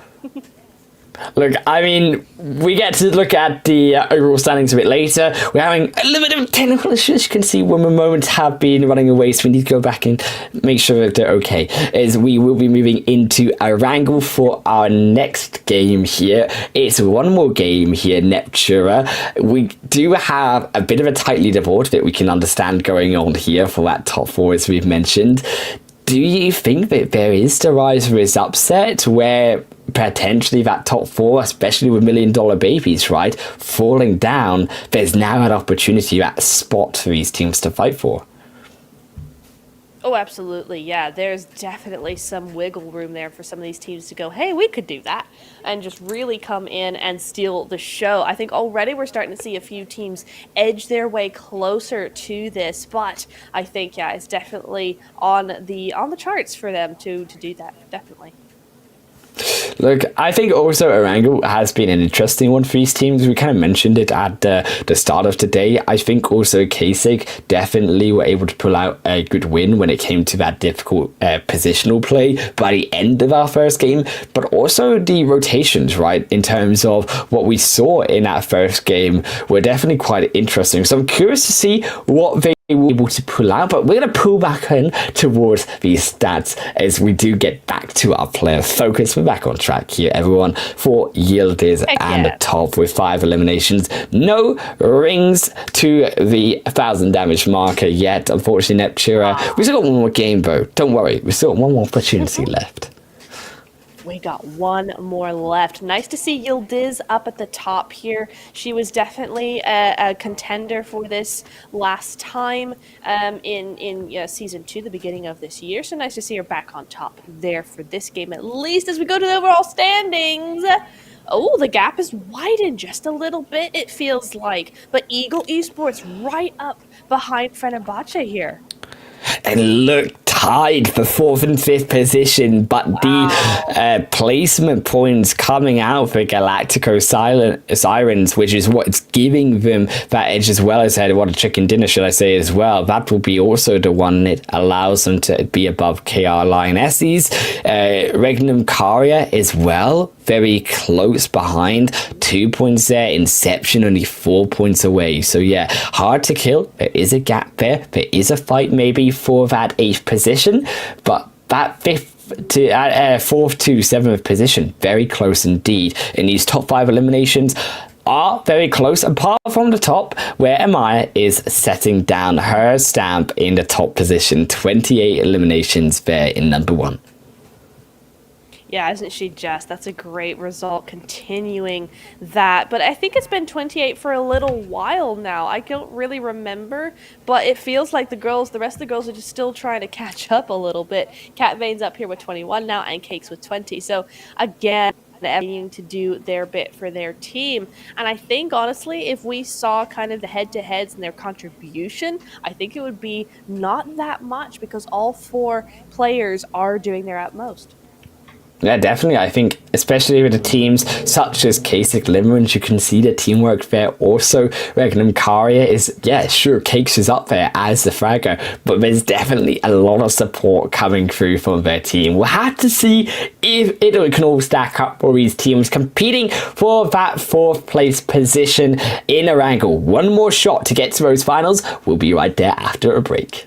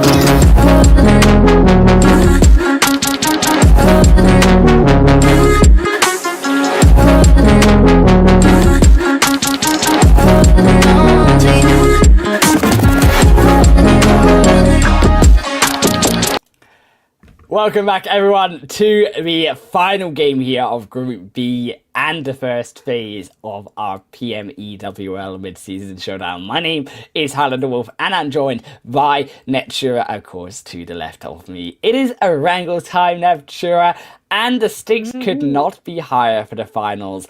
A spot to compete for $7,000 and 80,000 UC on the line for some of these teams. A bypass ticket there, but they gotta get to the top four, and that's where the contention lies. Yeah, it really is. I mean, we saw that just before the break, those the overalls happening. I mean, fourth is tied right now. Fourth and fifth are tied. There's less than 20 points, or exactly 20 points, between eighth and fourth right now. So all to play for, absolutely coming into this Orango Wolf. Look, it's very close indeed, but the tiebreaker is that chicken dinner, and that could be something that also breaks that fifth position, because remember, that is what they do not have, that chicken dinner on board, whereas the teams opposite them, such as Ragnum and also the likes there of the fourth team, do actually end up having that chicken dinner on board. So that is the difference maker that we need to keep in mind. Can that be enough if it comes to tie breaks? On the other hand, we also do have to look at that eighth position as well, because that eighth position, hard to kill, do control that spot right now. That is also on the bubble. There is some contention between them and the 9th and 10th or so placed teams, and that is also a difference between making it to phase 3 to then compete for the finals, or making it to phase 2 later this weekend, where they will have to compete with only 1 day's break and continue on their way, only to have to compete for phase 3 and then another time for the finals. So a lot more longer road if they do not make it into this top 8. Yeah, absolutely. It is a very much longer way about these things. The flight path not going to make this journey any easier, though. They are looking at a little bit of a skewed plane path, I'd say, Wolf. I mean, it's not really going over to that western side very much here, Right. but we do see PNCR moving over to the military base area. So this will be interesting. Eagles, of course, are going to Novo. Is there going to be a hot drop for this last game? I don't think that's a really good idea for PNCR, considering how well they've been doing so far. Yeah, so I will elaborate on my lack of knowledge here in a moment. It is KR Lionesses and also Galacticos Sirens. Galacticos have the chicken dinner in 4th position, and KR Lionesses are the one is in 5th, and it is Inception, I believe, if I'm not wrong, in 6th position right now. Might be mistaken on 6th, but that is definitely 4th and 5th position so far. They are contesting each other. Hard to kill, speaking of also other contentions, are going to be up against Ragnum Karia, interestingly enough here. They will be down towards the farm side, and a bit of contention even in Novo, where you've even got the side of Eagles looking over PNCR Destiny. Yes, indeed. Oh, honestly, Wolf, I have to say that's the most basic, best zone we've seen so far in the last 4 days. I mean, it's really giving these guys a break, huh? Okay, look, we said this, you can say this, but we had a very similar zone game 1, and just remember Netshura, where it went up. So, like, it might be baiting us in to the false allurement of a nice, easy zone where it could go anywhere, and then it drops you down into Gatka Fields again. That is true. That is very true. I mean, it could just be baiting these girls into just breathing a little easier and then getting them in the end. So you're quite right. We cannot relax just yet. We got to see where this zone goes in the next couple of phases. At the moment, I am seeing a couple of interesting spots here. Kasich over in Lipovka, very much boxed in there. They got a couple of teams around them, so they're going to have to wait for them to start rotating first. And it's the same situation for Women Moment. Look at them in Melt to Power right behind. I think that's DLR there. So I'm going to have to be very, very careful. I would expect to see them actually wait for a very late rotation through the blue, as we see some teams do. But Lipovka actually, I guess I was mistaken. It's not just one team here. We got a couple, Onyx and Kasich. Now, Kasich cannot go out here, but Onyx, on the other hand, currently in 12th position so far. They need these points too. Yeah, Onyx could still put in a bit of an upset to K6 century mark on that 100 points that they are still going to be looking for here, as Onyx Esports, a team that I think had the potential in the first day, but again, one of those other squads there sort of fell short today. I think they've had glimpses of power moments, but nothing's really came through when it comes to full team fights. Yeah, it just hasn't. It has been a little bit lackluster for them. I'm stopping my words or slowing down my words because I'm just looking at the minimap there with the 3-1 split. That is interesting from Kasich. It's very risky in a place like this where there are a lot of buildings. You don't know all the angles specifically, but it's definitely making sure that Onyx can't have as many angles, and it's making sure that Kasich have as much information as possible. So it's it's definitely one that has a lot of pros and a lot of cons at the same time. I'm not entirely sure how I feel about it, but for so far it's working. Yeah, definitely as long as this back part of the solo pressure can continue to live, there is definitely advantage for K6 here. As $1 Million Baby, so in amongst the fight versus here, Women Moment, and Women Moment are taking it to the $1 Million Babies, and they are taking advantage of the fact that, well, Yoko just wasn't there in the fight, so it was a disadvantaged position. They also are a player down. They're definitely a player down. I see it this time, Yes. as they will be 1 down to 2 this time. So I'm doing my maths. I can count up to 4. I am very impressed with myself. Yes. Nice, well done.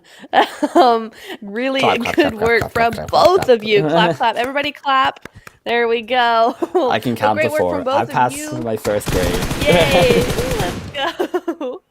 And Women Moment, though, I really didn't like that push initially. You know, they go against completely what I was saying about really taking it slow and having a long rotation. But they targeted a solo there. So while $1 Million Babies can spray all they want, as long as they don't get knocked, they are in the advantage here. So this is a nice play from them. However, the fight over in Lipovka is still ongoing, and it's heating up, Wolf.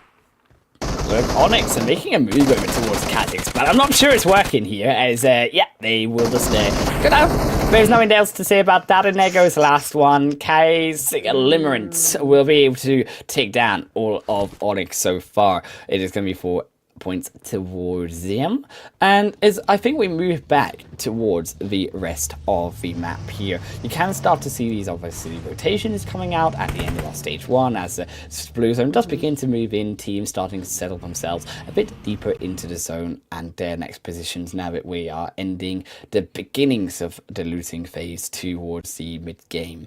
Is rest of, as you can see in Pachinki, there is before you here, looking over Lakers on the church side and on that high ground. But look at Lakers on the back here. Kolka, a bit of a split, let's say, will go right through the middle of before you, driving in. But do they realize that there is more players on that far side angle? Is White Esports as well looking over the rest of their own opponents here, deciding not to go for it and keeping control, I would hope, of this center island. I think a very powerful center island position, and can still use this against Galacticos to slow them down. Yes, indeed. Now, this is an interesting play from before you. Another team we have seen kind of struggle today, especially compared to certainly day 1, where we saw before you a lot in those end games, in those end fights. Nice play from Women Moment here. It's a good rotation. They were just looking a little bit too stationary there. It wasn't really the best spot for them. So they have held on, and they have moved on as 3 free, so that is nice to see from them. However, Million Dollar Babies, they really desperately need this last game to do something, but I think at this point it's safe to say they probably aren't going to make that top 4 position. They've currently got 37 points, and as a duo already, just when teams are starting to get really antsy about keeping their players and being super defensive, super aggressive, then I think Million Dollar Babies really have their work cut out for them. Yeah, it's just really unfortunate because remember, at the start of today, Million Dollar Babies were in 4th. They were one of the teams that we looked at and expected them to continue to be on form, but they really just weren't. They even, of course, remember, took a game to a chicken dinner, so it just is not the Million Dollar Babies that we expect to see, and they will not be limited, as we say. We can only hope that later on, I assume, being in phase 2, that they will continue to improve and kind of amend the mistakes of what is going on today, because I'm not sure what it is, but it needs to be fixed quickly. It really does, and that's the good thing about phase 1 is this doesn't mean adios, right? It just means you have to be back in a day, so you better get on that right away if they do end up going to phase 2. So yeah, it's a shame, but it's not the end of the road for them, so it's nice to see that we may be able to get that $1 million play from the Million Dollar Babies once again. You could, though, I'm not sure what happened. It looks like maybe up against Regnum Karya, perhaps there, but they're down to just the 1. That's very strange. Yeah, it is Regnum Karya. There you can see the bloodbath of vehicles on the outdoor side. Look at this. This is just ridiculous, you guys. Get your cars in order, definitely please. happened. Something definitely happened there. The parking is not on. There is going to be tickets issued if they did not fix those parking mistakes. Absolutely. We are coming in. And I tell you what I'm also looking for is Million Dollar Babies, if they can still stay alive as a duo here. Now, I said they may be out. There is a possibility still. I can't mathematically eliminate them. Wouldn't it be amazing if we now say, look, we hope them to come back, we're not here, and they just prove everyone wrong, and they say, you know what, we are still here, and they 2v4, or 2v everything, I guess everyone else, the entire lobby. That would be something. Yeah. And you know what? That would be amazing. I'm here for it, and I wouldn't be surprised in a way if they did it, because we know what these girls can do when they're on form. Yep, absolutely. I'd love to see that. That would be just the plot twist of the tournament. I would love to see that. Oh, yeah. But we'll have to see. We will have to see. Eagles have been looking very strong so far. They've got a pretty nice rotation going on at the moment. Little bit split from my tastes at the minute, but that's okay. They know what they're doing. They still got all 4 up and going. And it looks like they're going to be switching direction there a little bit. Going to be going more over towards the Pachinki Hills. This is a good spot for them. It looks like they may... No, they look like they're in zone after that new change there. Yes, they are. So it is going to be going down to the south side. We are seeing a little bit of Sosnovka Island there, but I think it's safe to say we won't be seeing that in zone anytime soon. I'm sorry, I need to just take us back to this vehicle, because that looked, but Eagles are running. Are those like lasers coming out of the vehicle? I'm sorry, there's like fire coming out and there's lasers? Like, is that like the back? How is the field on fire? Like, I know, right? Literally, yes. Like those exhaust fumes, man. It's doing something. I don't know. Yeah, imagine you had that IRL. Just 6 like fire exhausts coming out, lasers coming out. That's like when you get on the road. Imagine being behind that. I would keep my distance, like at least triple the distance behind. Like that sounds way too scary to have to come up against. It does. It does. I mean, it'd be a great anti-tailgate maneuver, honestly. Honestly, great, and then imagine now you do like the moves like a J turn on it. You like pull on like the handbrake and you like turn around while moving. Just set the entire like field on fire in a circle. Like, please add that. Yeah. Could you imagine if they added that to now fire in PUBG? The exhaust just lighting flames to everything. Yeah. Oh my days. What chaos! The zone is just fire. I need a better zone to handle all those fire graphics. That's what I need. Yeah, my little XR is not going to handle it very well. But White are not handling this nade.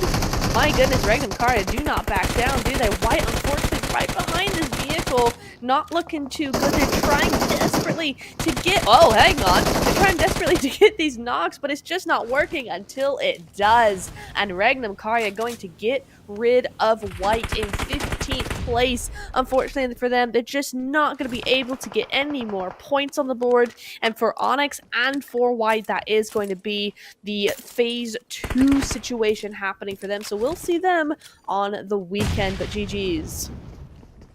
Yeah, unfortunate for White. We've got to see what they can do to continue to perform. Lakers as well in some difficulty. If they fall here, it might just be phase 2 for them as well.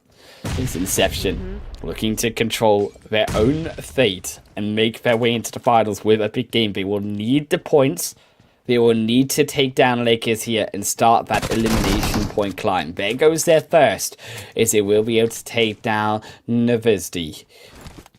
And as Inception move forward, they will begin to pick off these Lakers members. Just a bit split here, I think, on the Lakers side. They're trying their best. They almost get 2, but you can see with a numbers advantage, there's just no way the Lakers in a solo position can take on the Inception squad. Yeah, not at all. We got a third party going on there, though, as well. I did see yellow and orange being very sneaky over there, so we'll have to see what is unfolding in Pachinki at the end of the day. We do see Hard to Kill have moved up on to Pachinki Hill. We don't see anything from the Eagles. I thought they were going to be moving into this position, and they just haven't. Instead, it is the Lionesses. Yeah, almost Hard to Kill. Malaf is going quite low there. KR Lionesses got the long range ability. Lexa as well, peeking behind that little bit of a ridge on the edge of Potato Hill here of Pachinki. And Hard to Kill, going to be looking over. This is still a great position here over the rest of the Gatka fields and looking past Pachinki further into the center of zone. I am curious at where that phase 2 currently is actually in Aptura. You do get a look at it, is it has centered pretty nicely, I would say, up towards the center. There is always that question mark of the South Island, but I'm pretty sure that we will be going towards that main part of the angle. Yeah, and I think everybody else thinks that as well. In fact, they are deciding that we are going to be going down to it's not farm. I'm not sure what that area is. It's in between Pachinki and farm. That little bit of space there.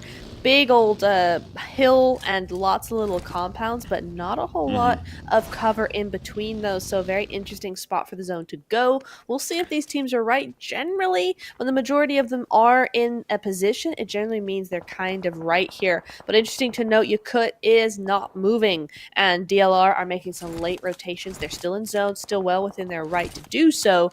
But where will the zone go? Will it favor them? I don't know. Yeah, before you're going to be on the opposite end here for Inception, but I definitely can see, why these teams were positioned down towards the south, because if it does go down to the South Island, then you can, of course, move off of the cliffside, you can move off these small compounds into the ocean and make your way over. So it made a lot of sense why we were seeing actually a big cluster of teams down towards that bottom side, but KRINSs, bang, into the center of this zone. That road gonna 50-50 split, as well as the slight edge of that road coming through from farm, as you mentioned, will actually cut off a bit of the bottom towards the top end of that right side of the zone on the east. But it is fairly nice overall for these players. There is a lot of hills. There's a good amount of ridges that these teams can begin to set up against. The problem is if you are rotating late into this zone, that becomes obviously a lot more complex. We are navigating a lot of ridges, a lot of positions where teams could be sneaking around inside of. Yeah, absolutely. I think we're going to start seeing a lot of gatekeeping coming into this. Kasich now with already 6 eliminations, continuing to be on fire. Regnum Karya also doing some really good work there. 7 eliminations, but they are currently very much hurt right now. I'm not sure where they've ended up going. Maybe this is up against Eagles. I'm not entirely sure. No, that is Kasich. And Yakut just running through their full sending straight into the new zone. So far, going well for her. She seems to have made it. That's an amazing feat for her. She is in a vehicle. She's going to be staying that way. But who is being brown? It is Regnum Karya versus Kasich. These two powerhouses of the game so far going head-to-head already. Yeah, Kasich, though, seemed to be at a bit of an advantage here. 6 cakes as well. The core player, really, here, as we said, of Regnum Karya. The fragger is also down. One moment are behind, as they will not be able here, Kasich, to confirm, yeah, that elimination. Eagles will be able to take cakes away. And that will also, of course, give Kasich the information that there is a third party on top of that hill. So is beneficial in some sense, but of course they would have loved that elimination point that they worked on. Yeah, absolutely. Lakers going out 0 eliminations. That is really quite a surprise, I have to say. Lakers were looking very good coming into this game, but unfortunately just weren't able to make the positioning stick. Regnum Karya, in the end, do go out in 12th place. Now, that is huge because they were currently vying for that 6th position, 2 points behind 4th. So for them to go out like this, 12th position, 7 eliminations, but no placement points and lots of opportunities for these teams to surpass them, they got to be very nervous right now. Yeah, at least though with those 7 points, they should be able to guarantee third phase. The team that I'm scared of, though, getting to that third phase is hard to kill. They already are out 0 points. They are now at the mercy and will likely or almost certainly be moved down to phase 2. So very unfortunate for them as well. Here is Women Moment. Still in defense here as $1 Million Babies. They seem to keep meeting on these rotations, but $1 Million Babies a big split here as they'll go 1-on-1. Unfortunately, the northern side rotation is not going to work out. Straight into the open, loving arms of PNCR, or the bullet firing arms of PNCR, as they will take that elimination point. $1 Million Babies down to a single, and that zone moving continually in favor still of KI Lionesses, as they will keep this hillside over Pachinki so powerful on especially these teams coming out of Pachinki, and that is the point that they would contest. Yep, I say that. They still are on the other end of the ridge, so they won't have that full information of the city. Definitely their focus, you can see by the positions on this southern rotational side. Yeah, definitely. I think for many teams, this is kind of the way to go in a sense. Yes, you have that low ground. Yes, it's mostly fields up down there, but you don't have, these strong positions already, foundational, sort of teams that have been there for a while, and then you have to try and take that from them. That's just not going to work if you're trying to come from the low ground, especially. So for teams like this, the south side is really the only side. Eagles Letty getting rid of $1 Million Babies in the end, though, with 0 points. That has not been a good game for them at all, and that is going to cement them into phase 3. So will they have enough time to sort out whatever's going on? I sure hope so, because we know they're so much better than this. Yeah, they for sure are as well. Women Moment, definitely some mistakes coming through from this team. We have to admit it. Starting though in this last game was only 3. It was always going to be difficult. You can see now Eagles eyeing up this final elimination. I think this will be close to the end. They should be able to get this final revive in time, perhaps. And no, they don't be able to find purple though. And Women Moment will fall down. That will be them also outside of this game, but 2 elimination points to their name. Eagle back up to 4 though elimination points now with purple on 2, and they'll continue their move back into the zone once more. PNCR Destiny inside the zone, a complete battlefield in the trenches fighting against Galacticos as they will chuck the nades across. A bit of long-range warfare onto the side of Rhea, and they will be able to find it straight into the mouth of Galacticos, as that will be another one of them going down to the solo on the edge. And Galacticos, they were also this team, right, inside of the top 4. But with them falling out soon, you've got to believe, can they just stay alive long enough to withstand what these other teams contesting them can do? That I don't know. That's very interesting from PNCR. It's such a difficult spot to really defend, I think, in some ways, especially if a team like PNCR just full send it like that. So if you're even a little bit split and you're not expecting that push to be happening, there's really not a whole lot you can do. So Galacticos had a great game, yes, last game, but they only have 1 point and a solo left. They are outside of zone, and it's 200 meters across the field to get there. So unsure if that's going to be happening for them. Yakut with 1 point and 1 placement point. So GG's to Yakut for making sure that they can get into that placement points range, even if it is just by 1. PNCR down to 1, but they are going to be able to get that knock up. We are looking at Kasich. I'm looking at Eagles, to be honest, and Before You are still a full squad, and they're in Pachinki. They have to move, but they're looking good. I don't know, I've got my eyes on KR Lionesses though, because they were also the ones contesting this top 4 in Eptura, and they have had this zone all the way into the game for themselves. They've still got the full squad, they've got 4 eliminations also crucially already, so they are looking fantastic to also contest that potential final ticket. No, absolutely. You're quite right. I kind of forgot they were over here. We haven't seen too much of them in the kill feed at the minute with the E-side popping off like they are. But now Bonfire are looking to actually threaten this position. And I like it from Bonfire, actually. Bonfire? No, Before You. Sorry.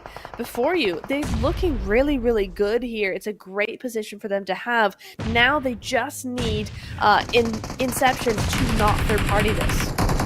Yeah, Inception are coming in, they're looking for, those elimination points themselves. It's definitely all for 1 here into the squad. They have got a knock, so they are going to need to get back onto their feet with all 4 members. However, KR looking a bit worse for wear. Also, 1 down on the retreat here is also 2 need to position a very aggressive Inception. Zeros, even on a very wide flank here, being supported by the other 2, will be able to continue to push up their position onto the edge of this zone. Fenerbahce, the solo, will finally fall down now in 8th as PNCR Destiny might just be the next ones down into 7th as they are struggling to get out of his blue side. Inception, all the while though, still pushing up.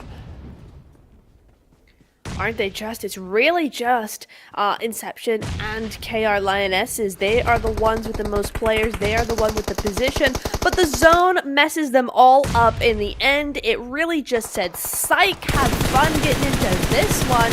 And it's actually, oh my god, gone to Kasich? Yeah, Kasich here. Potential opportunity. I mean, it's really hard for Kasich to control this. The advantage they have is that they're all going to be fighting here to get down the hillside, as well as Kasich have this free reign, right? While they're fighting these other teams to also take advantage of them and shoot up the hill onto them. So Inception, they do have to take this slow. They have a bit of an advantage right now, being on the edge. It really is up to KR Lionesses to hold this position. However, they also will want to be moving forward, and that will also naturally allow Inception to do just the same as well and continue to move forward into this zone too.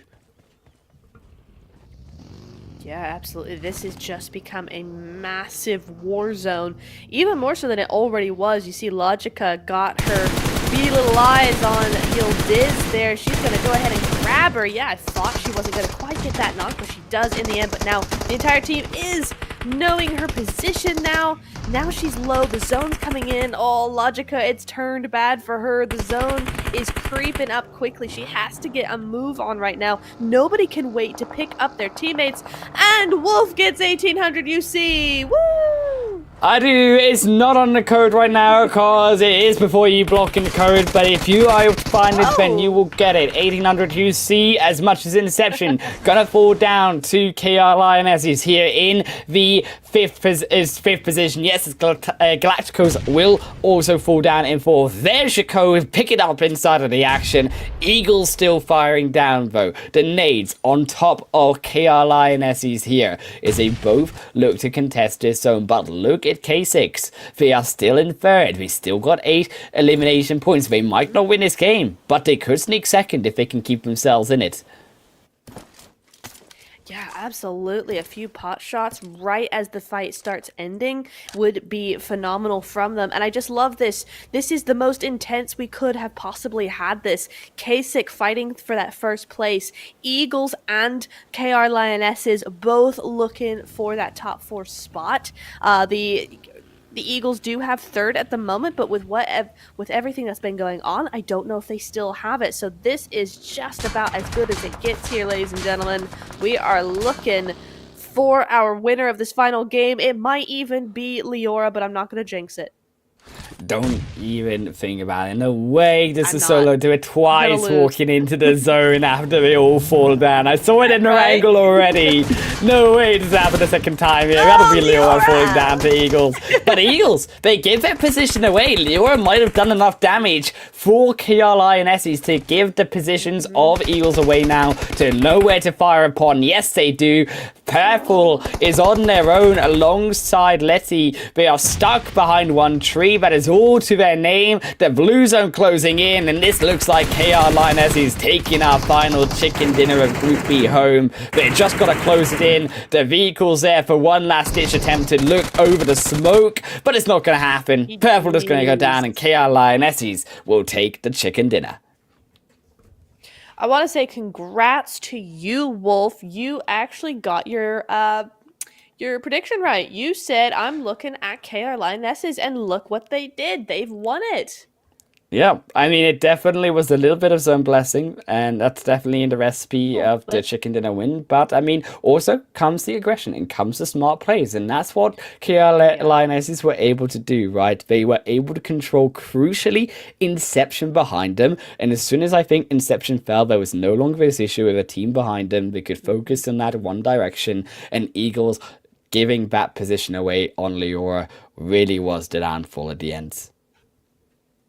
It absolutely was. It was such a great game, though, wasn't it? I mean, I gotta say, kudos to KR Lionesses. They battled two simultaneous challenges to their position up there, with rightly so. They had the best position in zone there, so they did manage to fend them off. The zone did help a little by moving away totally and causing a few of those teams to kind of panic and kind of go, okay, we need to move now.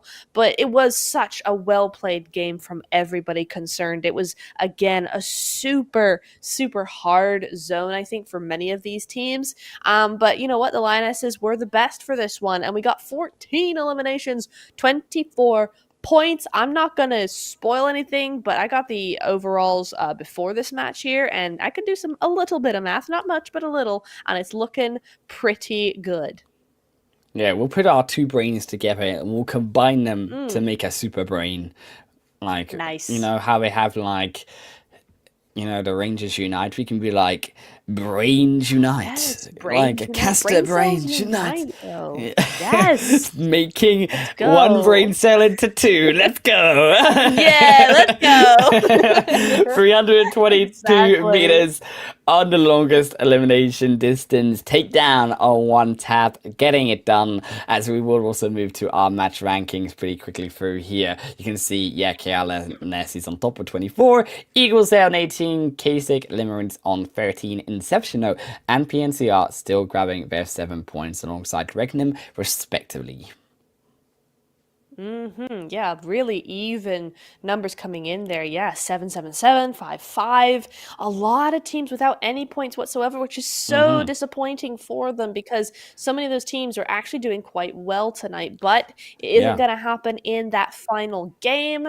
But it does for some of them. PNCR still taking home 7 points for this game alone. So looking like a big up from them. Will it be enough to put them into phase 2 instead of phase 3? That I don't know.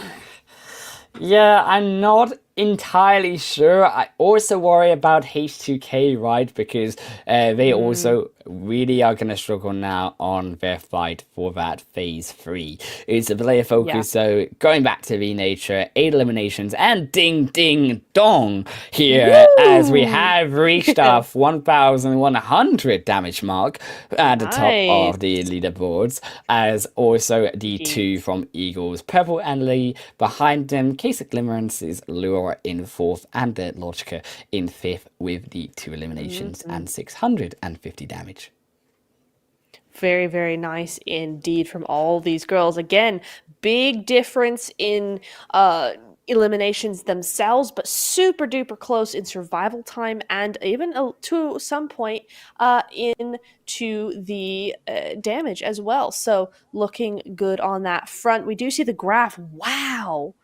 There was definitely some big plays and hardly any plays at all. I don't think I've seen a graph this low in a very long time.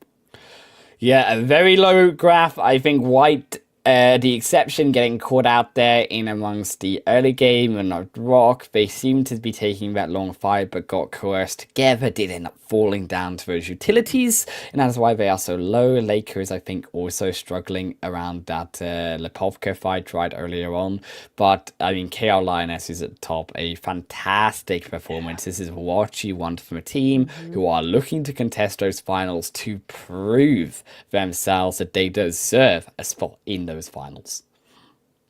Oh yeah, absolutely. I mean, you look at their damage to elimination ratio and it is neck and neck. So you know they're putting in that work to get those eliminations and to just stop other teams, excuse me, anywhere near them. So really, really nicely played on all ends. But we will be moving on to our overalls, and it is Kasich just getting up ahead of the 100-point mark, but Eagles in second, Lionesses in third, Fenerbahce clinging on somehow to 4th place despite less than wanted performance tonight. They managed to hold on to it. Regnum Karya, Galactico Sirens, Inception do not make it, but Hard to Kill does. Darn. 0 points in the last game, but it does not matter. It's Hard to Kill. Wow. Stick into that phase 3. They have got to be happy about that. Yeah, disappointed about that last game, but wipe that one away because we'll be seeing them only next week for that last chance to get into the finals. PNCR Destiny, they will be in that phase 2, though, unfortunately, alongside all the other teams on our right side of the leaderboard. None of them eliminated, but all will have to fight on Saturday and Sunday to get into the top 10 to make it through to phase 3 alongside those teams that were also in the bottom 8 of Group A. So that is also exciting. Yes, we might not see those top teams anymore in the finals, but definitely exciting to see how Group A and Group B will fare up. To go back to the top 5 eliminations of Group B of Phase 1, no. Amaya will be taking out the top spot with 30 eliminations. Cake's been moving her way up all day long to 24 eliminations now in that 2nd position. Cat Veins with 23 elims in 3rd. Letty and V-Nature taking up that 4th and 5th position for Eagles and KR Lionesses with 21 and 19 eliminations each. Yeah, really, really nicely done from everybody there. And Regnum Karya did such a great job tonight. I'm really excited to see where they're going to be going into the next phase. And Cake's just sneaking that 2nd place there as well. I got to say commiserations, though, to PNCR. They played so well tonight just to be 3 points short of phase 2. So while it's not the end of the road, it is still super disappointing for them. But massive GGs to all these players. What an upset for the final 3. Yeah, what an upset indeed. Of course, our top 4 teams from each group again move through to the finals. We'll see them at the end of the month in 2 weeks' time. The phase 3 teams, 58 positions from each group. We will see them next week and the weekend. And for our bottom 8 teams of tonight and last night, we will see them Saturday and Sunday, same time, same place for phase 2, where it gets heated, where eliminations start to happen in our tournament. It's all been from me, Harlan Wolf and Neptura for tonight and our phase 1 on PMEWL mid-season showdown. We will see you on Saturday night. Have a good evening.